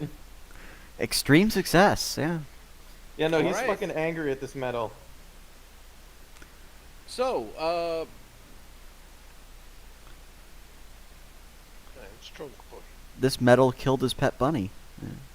yes, exactly. No, I killed No, him. he did it. Okay, right. I've got the fucking foot to prove it. I'll show you. I'll show you the fucking. Nobody foot, can John. take that away I've from got it me. yeah, it's around my neck, and it just reminds me of the first one. The first one that was. The first one. The right. first and I bunny don't or want to the hear any more first talk life? about bunnies, okay? Don't know, it Unless doesn't they sound come at- very lucky. I don't know, Pace. You seemed pretty into bunnies when Playboy came around New York last time. That's a very different type of bunny, mate. That is. It's a very long as- different type of bunny. As long as I never get a report that you've got one of their toes hanging around your fucking neck. Well, let's not look into that. He was very drunk at the time. It was connected to a leg, and the leg was connected to, well, everything else. You know what I mean? Just because it was hanging there for a while doesn't mean I was going to keep it there as a necklace. What do you think I am? Some sort of freak? Yes. Well, as long as it's still on that particular bunny, you're fine. While he is doing that, Everyone roll a survival check for me. Oh lord. We're all gonna die. Trick. No, I am glow in the dark disappear boy. All of you motherfuckers might die. Survival check. That was which category again? Yeah, I'm being a bit blind here. Oh, my mistake. Nature? Natural world. I'm sorry. Go ahead and roll a spot hidden. My mistake. Those are completely two different skills. Yes, survival is a whole category. Yeah. Booyakasha. So Volkov and Trace see things once more. All right. Normally.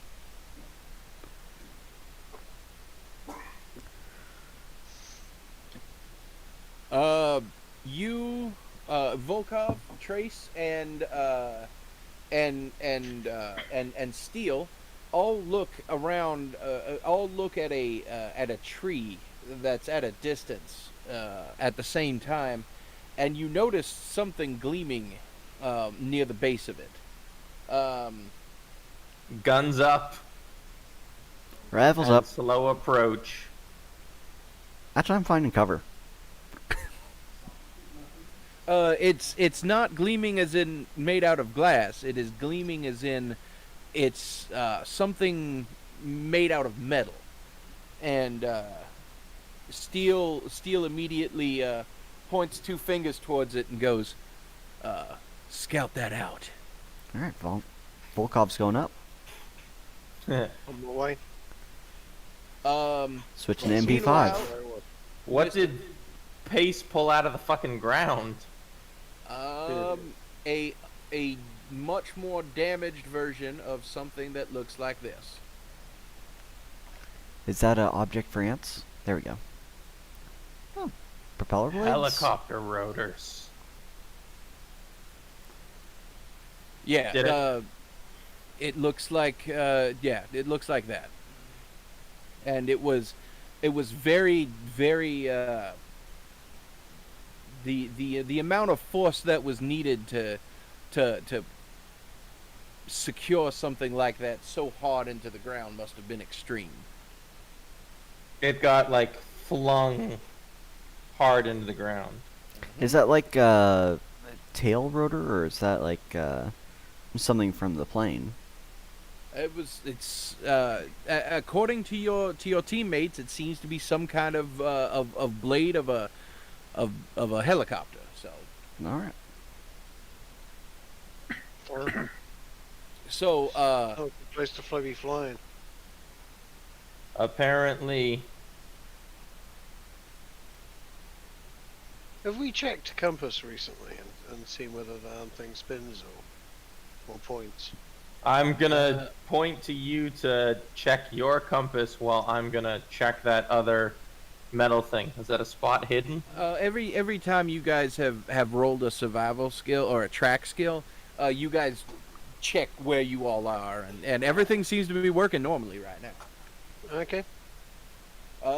So you guys head towards the gleaming bits of metal, and you see some kind of something is hidden in the bush as you guys walk towards it, a opening of some kind, and surrounding the opening is some kind of discolored brush. It seems like it's almost like some kind of camouflage that's around this odd opening that's partially covered by brush.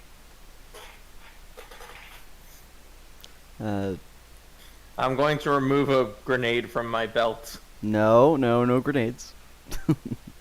I'm sorry, which one of us is the team lead? Yeah, we're trying to be stealthy at the moment. We don't want people to. In the middle of the jungle. nowhere. Yeah, and if this is Fine, a crash I'll helicopter, put there the- may still be fuel. I'll put the grenade away and pull out the suppressed M9. Yep. That seems a bit more appropriate. Yeah. Yeah, I'll let him do that. And just sort of advance towards this thing with the gun up. Do you guys get within touching distance of the opening? Yes. Yeah. I'm All not. right. So, what? I'm hanging back a bit since I'm the sniper. I'm advancing on it. I've signaled to the rest of them. I'm Cover me. I'm in close Yeah, range, not touching I'm range. right behind you with my SMG, my little Mac 10. Yep, at the MP5 ready. is out. With a suppressor and a scope on the suppressor. No suppressor, no scope on the suppressor, but yeah, Mag 10s are standard with the suppressor. 12x scope on the suppressor. Yeah. Not scope on suppressor. You gotta some- admit it looked cool. I was gonna say, for some No, reason- it didn't. It's like It looks the cringy. freaking it's like the RPG M60 that Rambo's got. You ever noticed that in Rambo 2? He's got an They M60 stuck in an his hand, and they stuck RPG an on the end of an RPG grenade M60. in the end of the yeah. It reminds me of the blaster pistols from Star Wars: The Old Republic. They're big, bulky, and they have scopes. All right. So who actually goes up to the opening? I'll go up to the opening. Yep, I'll be right behind. Alrighty. Mr. Volkov, are you going with them? I'm watching from safe distance since Trace was formally pulling at his frag grenades. Yep. No, Okay. no, yeah, that's a good point actually. Yeah, I can just use him as a shield if need be. All right. So, as you guys approach, Jordan, you absolutely touch the side of the opening with your hand and notice that it's made out of high grade steel. And pushing aside a little bit of the foliage, you notice that it's aircraft grade steel, and it's painted in an American camouflage jungle pattern. One of our birds went down. As your eyes slowly adjust to the darkness, now, do you guys want to do anything to the outside of this, whatever this is? I'm gonna knock some of the brush off and go steal and signal for him to come up. Oh, he's right behind you. I'm gonna turn to Steel. So, you want to explain what one of your government's birds is doing out here? With a rotor fucking embedded in the ground about to trip one of my men? Seems like a bad place for flights. He's looking intently into the opening and goes, I have no clue. Let me I guess, see. you would also very much like to know. He walks in, partially ignoring you. Do you guys follow him? Sure. We will, yeah, Yep. I'll follow him, but signal to the rest. Weapons ready. Just Which in piece case. of well, I'm gonna assume it's a helicopter. Which piece of the helicopter is it? Just like the passenger area? That's something y'all got to figure out. Can't be Yeah, no, we're told by. going in. All right, yeah, fine. Given that I used to be involved in search and rescue, I might be familiar with certain helicopters. All right. Well, do you guys go into the open? Yeah, we're gonna Yeah. follow him in. All right. So as you guys enter the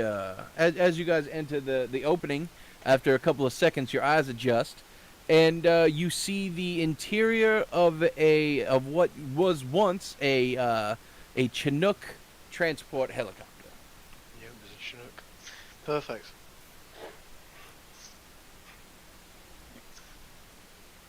I know it's not a desert. I know it's a desert and not a jungle, but I literally could not find Crash. any Chinook. crashed Chinooks in the jungle that wasn't from Vietnam. So Why would Vietnam be a problem? the pictures were grainy and old. Hmm. Well, at least you have the foliage right there in front of the door. Yeah, just go ahead and imagine that. Yeah. But you all are entering from the back instead of the side. But You're entering from the back entrance of a Chinook helicopter. It's not the first time Trigger entered from the back. No, I was just waiting for a chance to make a joke there. Yep. Damn right. Yeah, Chinook. Okay, so basically we can need some lights on, or is it dark as shit in there?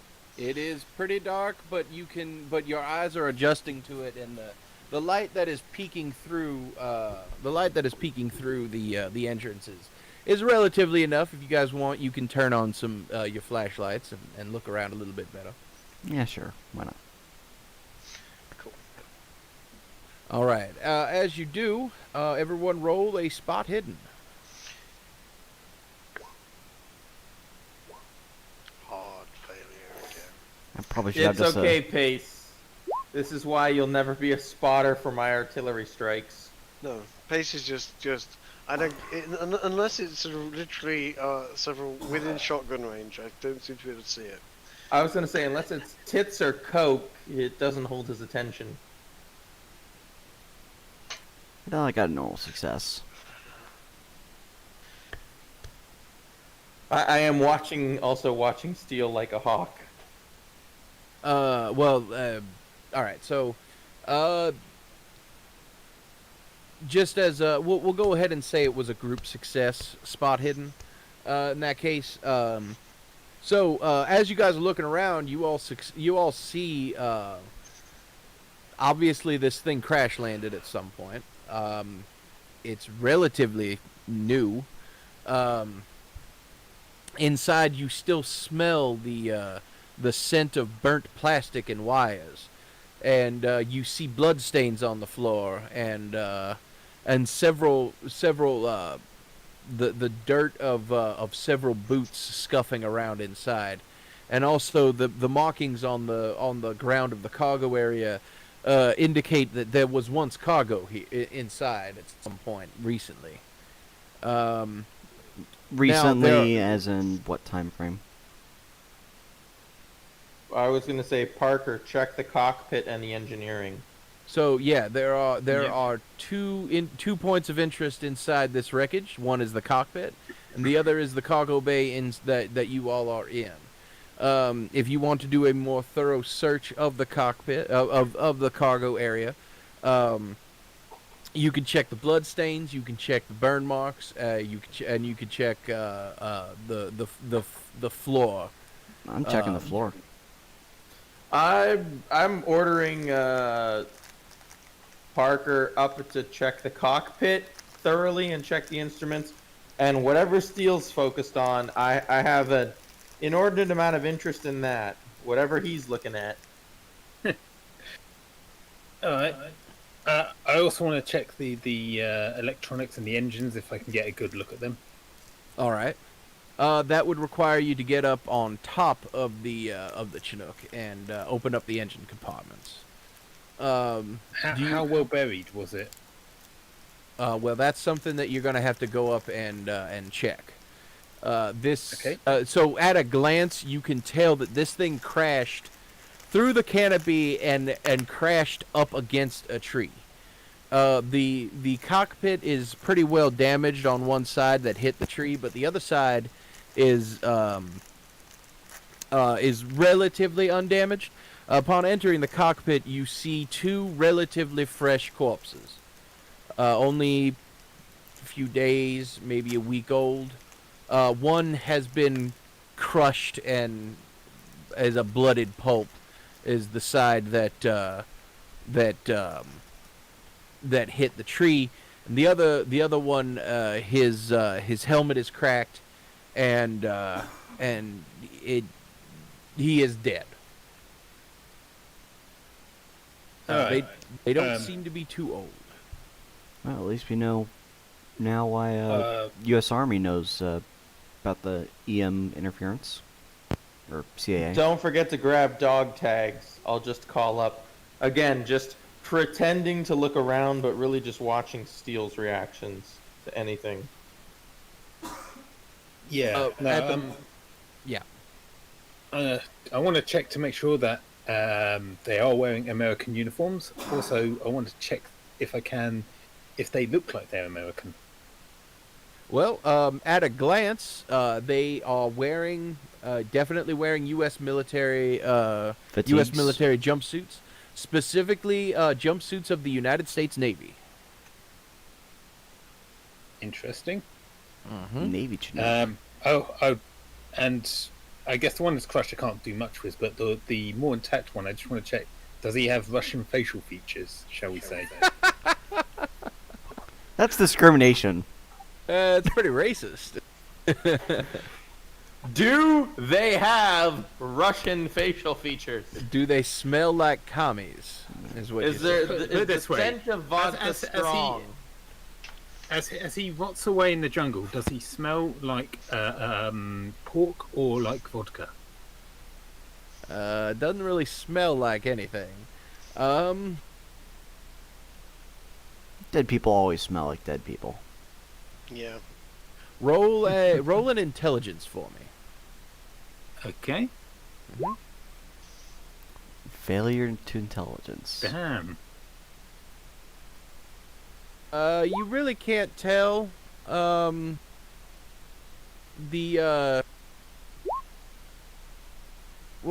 Why is everyone rolling? Sorry, Yeah, my sandwich rolled onto my keyboard and it made shit roll. it's all good. Mm-hmm. All right. Well, why would I just keep rolling spot hidden? I'd had successes in that shit already. Fishing for an extreme success. I see it. I already hit. I got that on my first roll. All right. There was the one. All right. So, yeah, as far as you can tell, they are American. All right. Okay, then moving on. I'm gonna check the electronics, instruments, etc. Try and find the black box. Okay. Go ahead and roll. What am I rolling on that? Same as last time? Yep. Same as last time. There we go. All right. So, I will go ahead and say that you did both with this. You are able to find the black box, and this one's a bit more sophisticated. You are able to recover it with ease, despite the damage that occurred to the black box. And again, it's a much more modern looking cassette tape that basically any cassette player can play as long as you know it can read that type of thing. Okay, the last thing I want to check is reading if there's still power in the batteries.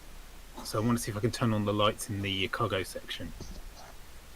All right, sure. I tell you what, with the hard success, yes, you can turn on the lights in the back. It's still got the batteries still have some juice. Right, You I'll want do to- that then. If you want to flip that switch. Yep. All right, everyone in the cargo bay, you see a couple of lights switching on, and the smell of burning electrical cables gets stronger.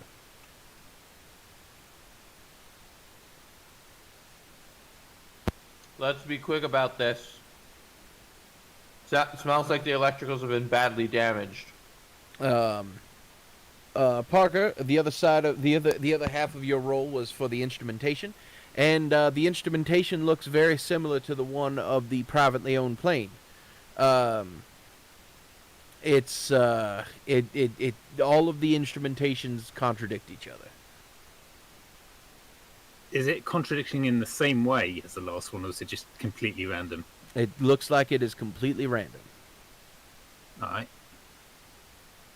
Then the last thing I'll do before I head back is I'll grab the tags off the dead guys. All right. Do you want to? All right. In order to do that, give me 1 second here. Sure.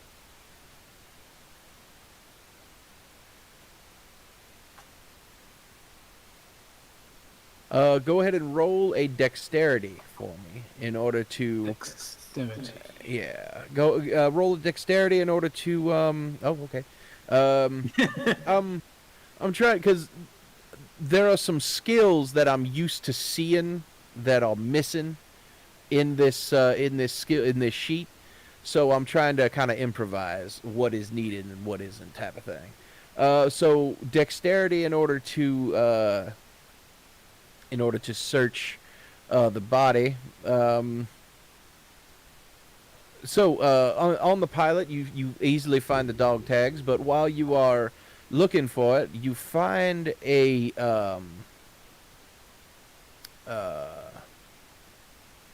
seems to be some kind of a note or something like that. It looks to be some kind of a manifest, although a portion of it is covered in blood and is rather damaged. It seems to be a cargo manifest for the helicopter. On it it reads August 12th, 1985, which is less than a week before you guys were called in. Kind of a manifest. It says U.S. Navy Chinook helicopter, and the serial number is unreadable. And then it proceeds to list off several crates and various forms of military relief packages that have a destination of the Guatemalan military. Among a special, it looks like someone highlighted and penned a question mark next to a piece of cargo labeled U.S. Military Intelligence Cargo XI-11247. Okay. And at the end of the inventory, it says 12 U.S. military advisors composing of naval enlisted and officer personnel, and then it lists their names. All right, let's check my audio. That seems to work. Interesting. All right, I'm going to take that note, fold it up into my pocket for now, and join everyone else back in the cargo area. As I do, if Jordan notices me, I'll give him a look as if to say I found something. Tell you later. I mean, as that's information you could probably openly share. Like, I found a note listing a manifest. There was apparently a secret package aboard, while all of us have guns on steel. If you think that'll be a safe thing to say around steel. I think we have more guts than him, and I think he needs us alive. You later. That's a fair point. Or just point out the fact that there were 12 personnel on board, and right now there aren't bodies for them.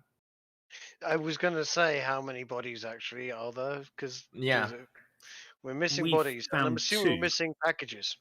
Mm-hmm. Yes, Yeah. There is nothing left in this cargo area. So it might be worth strip this bird down then. It might be worth saying that there was a cargo manifest, and there were supposed to be 12 bodies.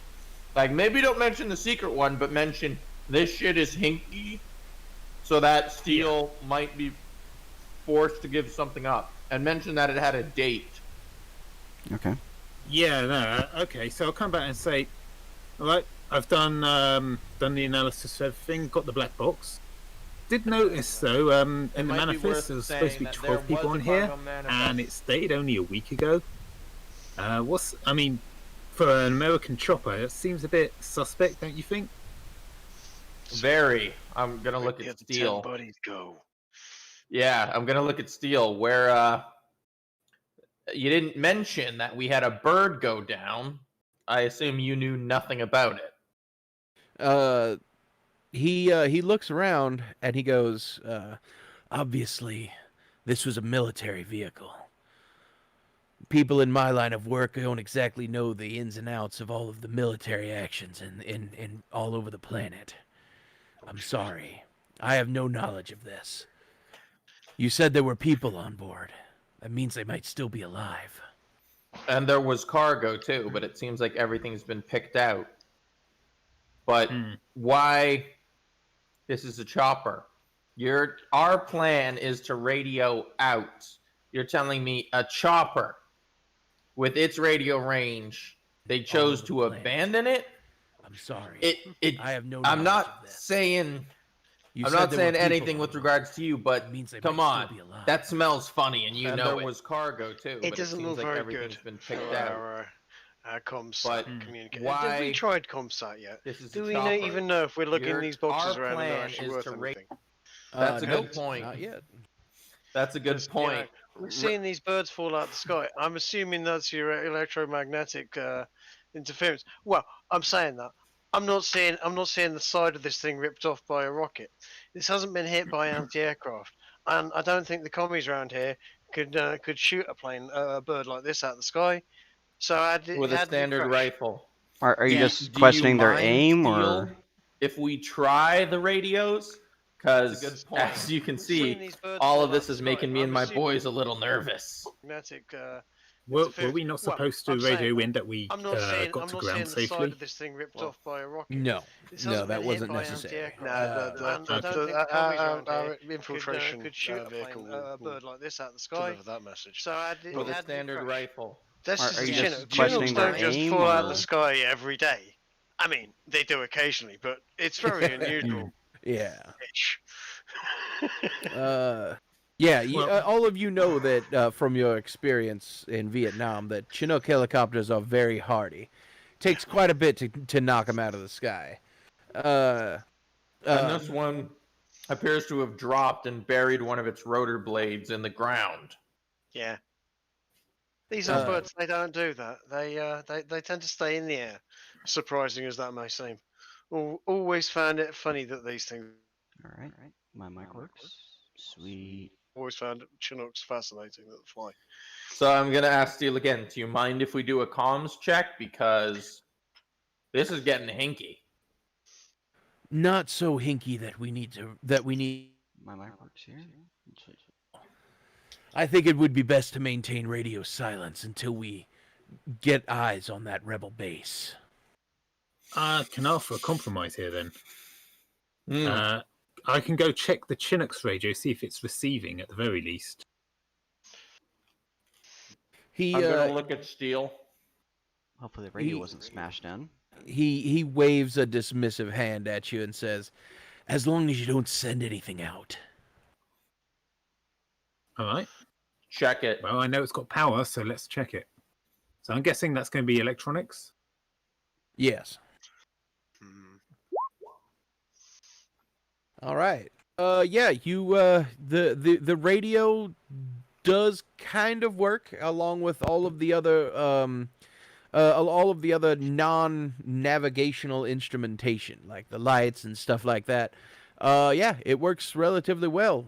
It's not picking up anything on the frequency that it's in, and you running through a range of frequencies, you don't pick up anything except background noise.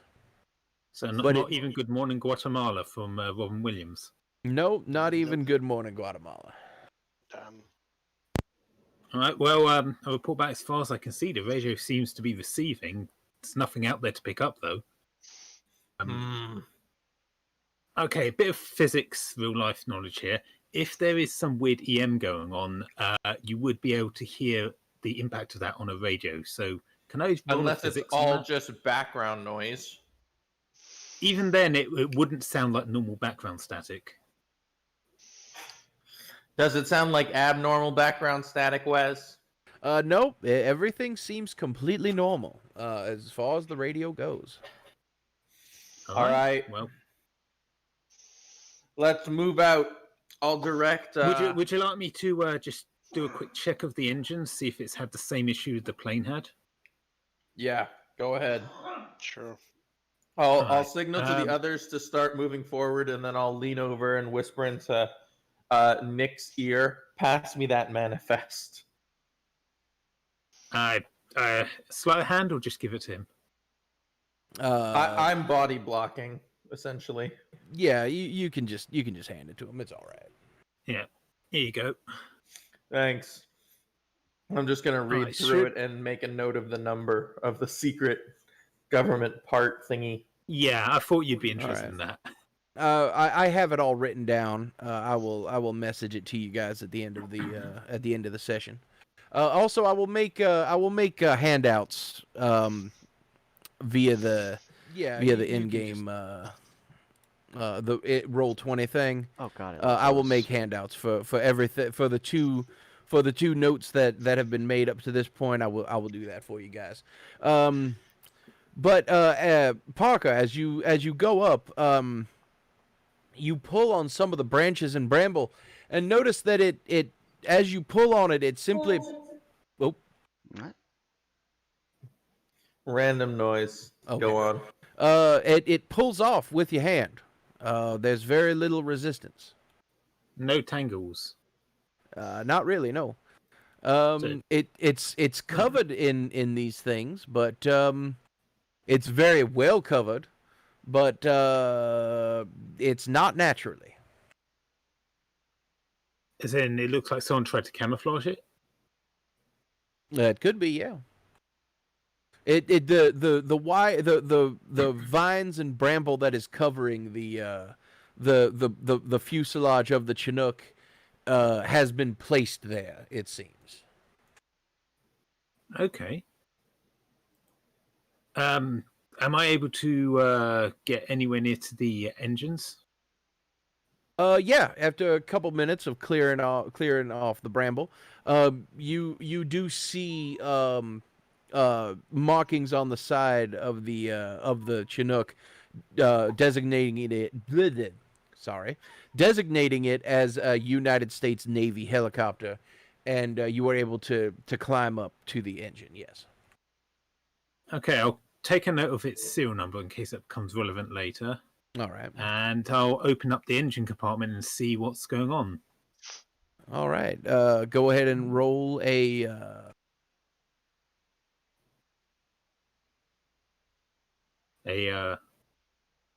Give me 1 second. Sure. I'll do electronics again. That'll be fine. Okay. Okay. So it's you're able to see that, yes. So we'll go ahead and say that that's for both engines. The front engine has severe damage to it. Mm-hmm. The propellers are gone. It's smashed. It's damaged. And even with a success, you really can't tell. It is damaged beyond all repair. It's also missing its rotor blades.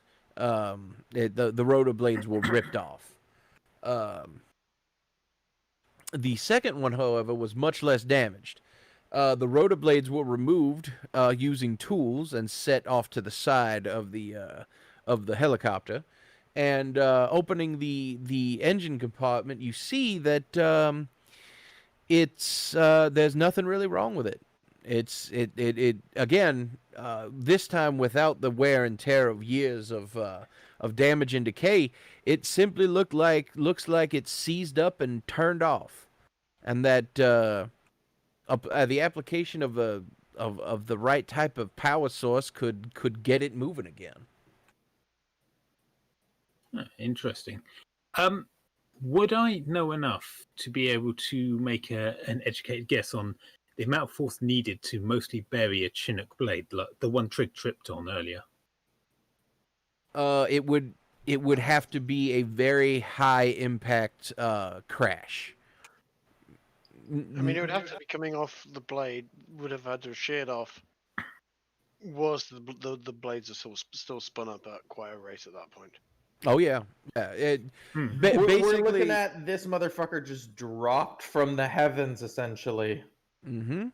And the blades themselves were still spinning, but the engine just shut down, and it immediately dropped like a rock.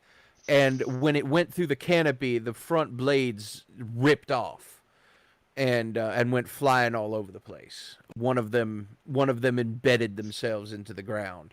The other two, who knows where they are. So we're looking about this. This is explained by realistic physical forces of Chinook just dropping. Yes. Yeah, But it was, I mean, but you can tell it was going full speed when the engine shut down and it hit the thick canopy. If the engine shut Yes, down and that- just totally seized, depending on how the gearbox is rigged up to the actual blades, there's a potential that it would have just sheared the blade off there and then. Or and the chop. actual hooks. Yeah, instead of the chopper just going into auto rotation. Yeah, if it hasn't disengaged the clutch, if it's still locked up into the gear stick, it could have just been ripped off by the blade just wanting to stop. the torque, yeah. Yeah. No.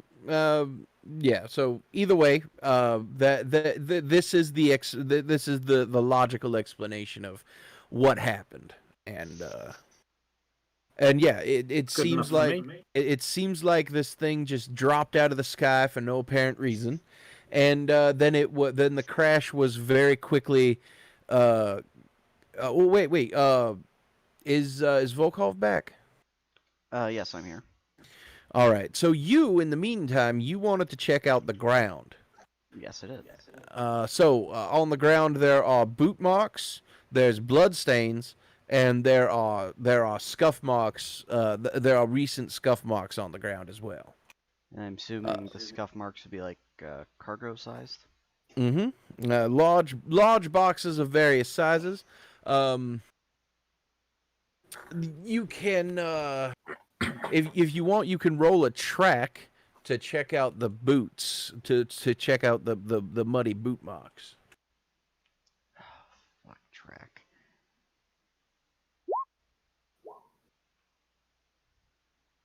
All right. So unfortunately, you just noticed that it's several, like about 15 to 20 people made their way through here, as far as you can tell. You can't tell what type of boots they were or anything like that, but you can tell that there was a bunch of people going in and out of this thing after it crashed.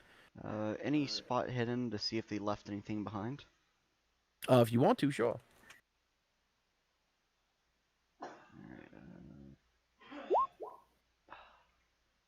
All right. So you managed to let me get the list up here.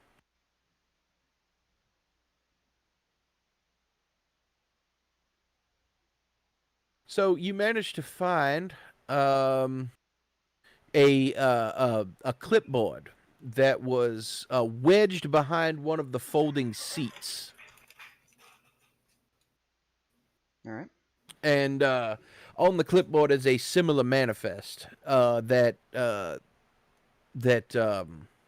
Parker found in the jumpsuit of the dead pilot.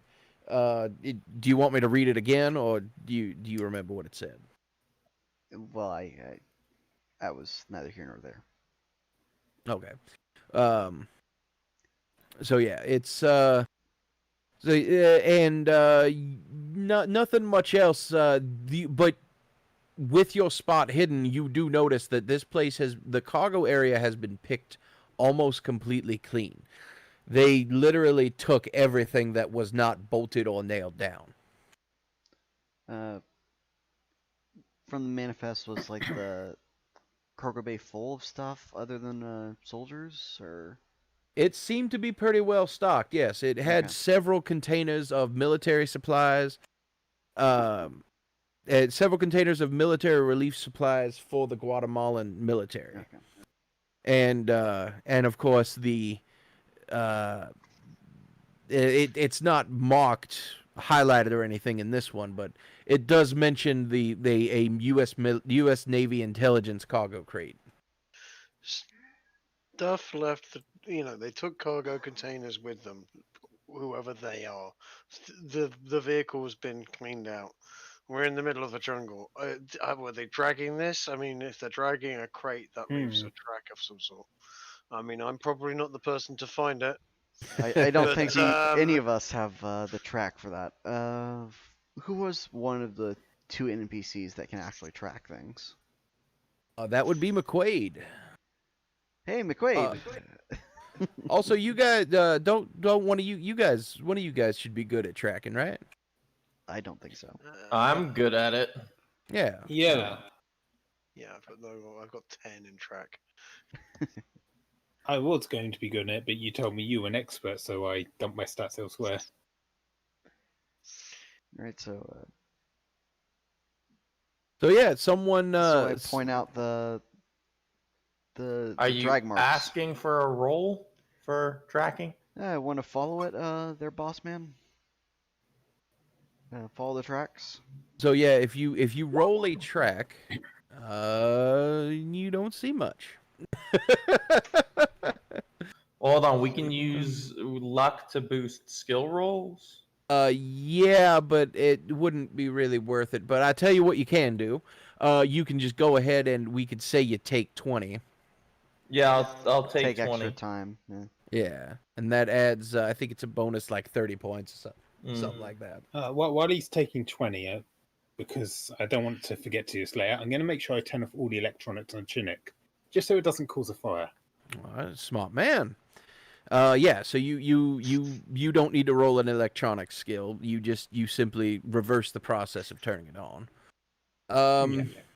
And after several minutes of looking around and trying to find it, you do spot the tracks of a vehicle. I'll turn to Steel. They appears they loaded up and moved out on a vehicle. Well, you're in charge here. Do we proceed towards the enemy base, or do we track down our missing American tangos? He looks at the tracks and then looks beyond, and he goes, "Something tells me that they're both one and the same." Oh. You want to tell us what that something is? Yeah, no. At that point, I'm gonna slowly be reaching towards my pistol and say, "Are you suggesting the Americans are working with the commies?" No. He kind of gives you a sideways glance and goes, "No, I'm suggesting that maybe they were captured and they're probably at the base, if nothing else, temporarily. Maybe they were brought somewhere else." So, do we follow the tracks, or continue proceeding the way we were towards the base? Apparently, the tracks are in the direction of the base.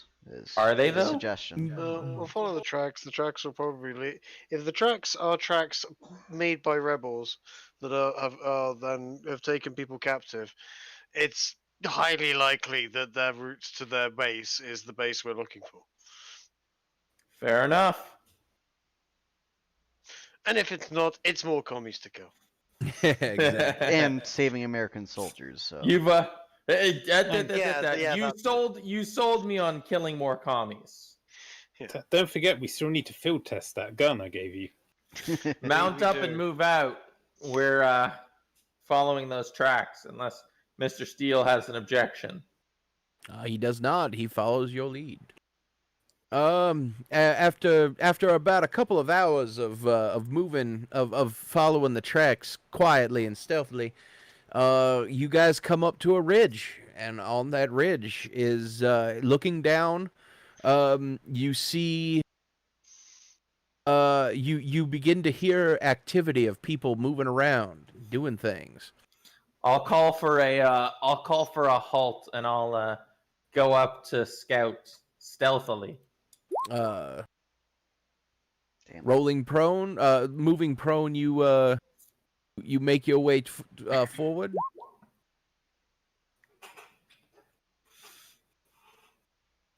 I am Should we stealthy be boy. rolling stealth? No, that's why I called for a stop. Yeah. Only stealthy boys beyond this part. So you make your way forward quietly, and you see several makeshift buildings and canvas tents, canvas mobile buildings, things like that. All surrounding a large concrete structure with a satellite on it. This was the closest picture I could find for it. The satellite dish is at the is towards the center of the base. Next to it is a Soviet Hind D helicopter, and at the opposite end of the base, you see two Soviet style heavy transport trucks, and around the satellite dish facility, you see about three Soviet trucks, like off-road, all-terrain trucks, and littered throughout the facility, you see dozens upon dozens of Guatemalan rebels. You have found the rebel base. Quick, someone notify Darth Vader. You may fire when I'm ready. gonna roll spot hidden to see if there's anything else sort of unusual or anything else suspicious. Well, if you want, we can save that for the next session because I think this is a good place to stop. Oh yeah, because we about to go loud. No, I thought we were gonna go stealthy then loud. Pace is seeing that base and looking at his AA-12 and going, "Soon, baby, soon." Yeah. no, what I name think, did you give your AA-12, by the way? Do you think I'm some sort of psychopath that names my guns? Yes. Absolutely. Yes, Sasha. 110%. Sasha, Natasha. Natasha. Crystal. Well, the engineering project name is the Devastator. So do with that what you want. So the ex-wife is what we're hearing. There you go. That's a good name for it. So what's that? The ex-wife. The ex-wife. All right, guys. That is a good place to stop it at the location of the rebel base. So, what did you guys think? How did you guys handle it? Was it all right? It wasn't too janky, I take it. No, it was great. I'm just loving throwing barbs at Snake Plissken, being like, "We can't trust this government spook," while at the same time holding back information from my own men because there can only be one glow in the dark boy. You're Twitch. We all know it. Yeah. Yeah, we're used to that. He's not quite Twitch. This one is stealthy and a little more cool-headed. Plus, he's incredibly likely to hit with his rifle. His rifle is at 90. Twitch wishes he could shoot as well. This is the unholy abomination of Twitch and Amy. I've diversify got very skills high. too much. I've got 75 rifle and 60 submachine gun. Yeah, I only have 40 Damn. submachine gun, but I've got You got better 90 rifle Dude, you got better rifle than our dedicated sniper. 40 handgun, 75 Yeah, rifle, well, I can- 75 SMG. 75. Oh, but he's got 75 rifles, 75 SMG. Nah, mate. Mine, Yeah, My guy I is- diversified my skills. yeah, mine is basically just this is my rifle. If I have to shoot with my handgun, it's a 50-50 chance. My brawl is 80 though, so Yeah, no, he's just got an SA-80, and he's just gonna be pop. Did you say an SA-80? Yes. boink. As What? as in the SA-80? Yes. What's wrong with it? As in the British small arms 80? Bullpup monstrosity of a series of rifles. Yeah. Or as Corinne says, it's a complete piece of shit. I couldn't quite get a foul. An SA-80. It's like the worst.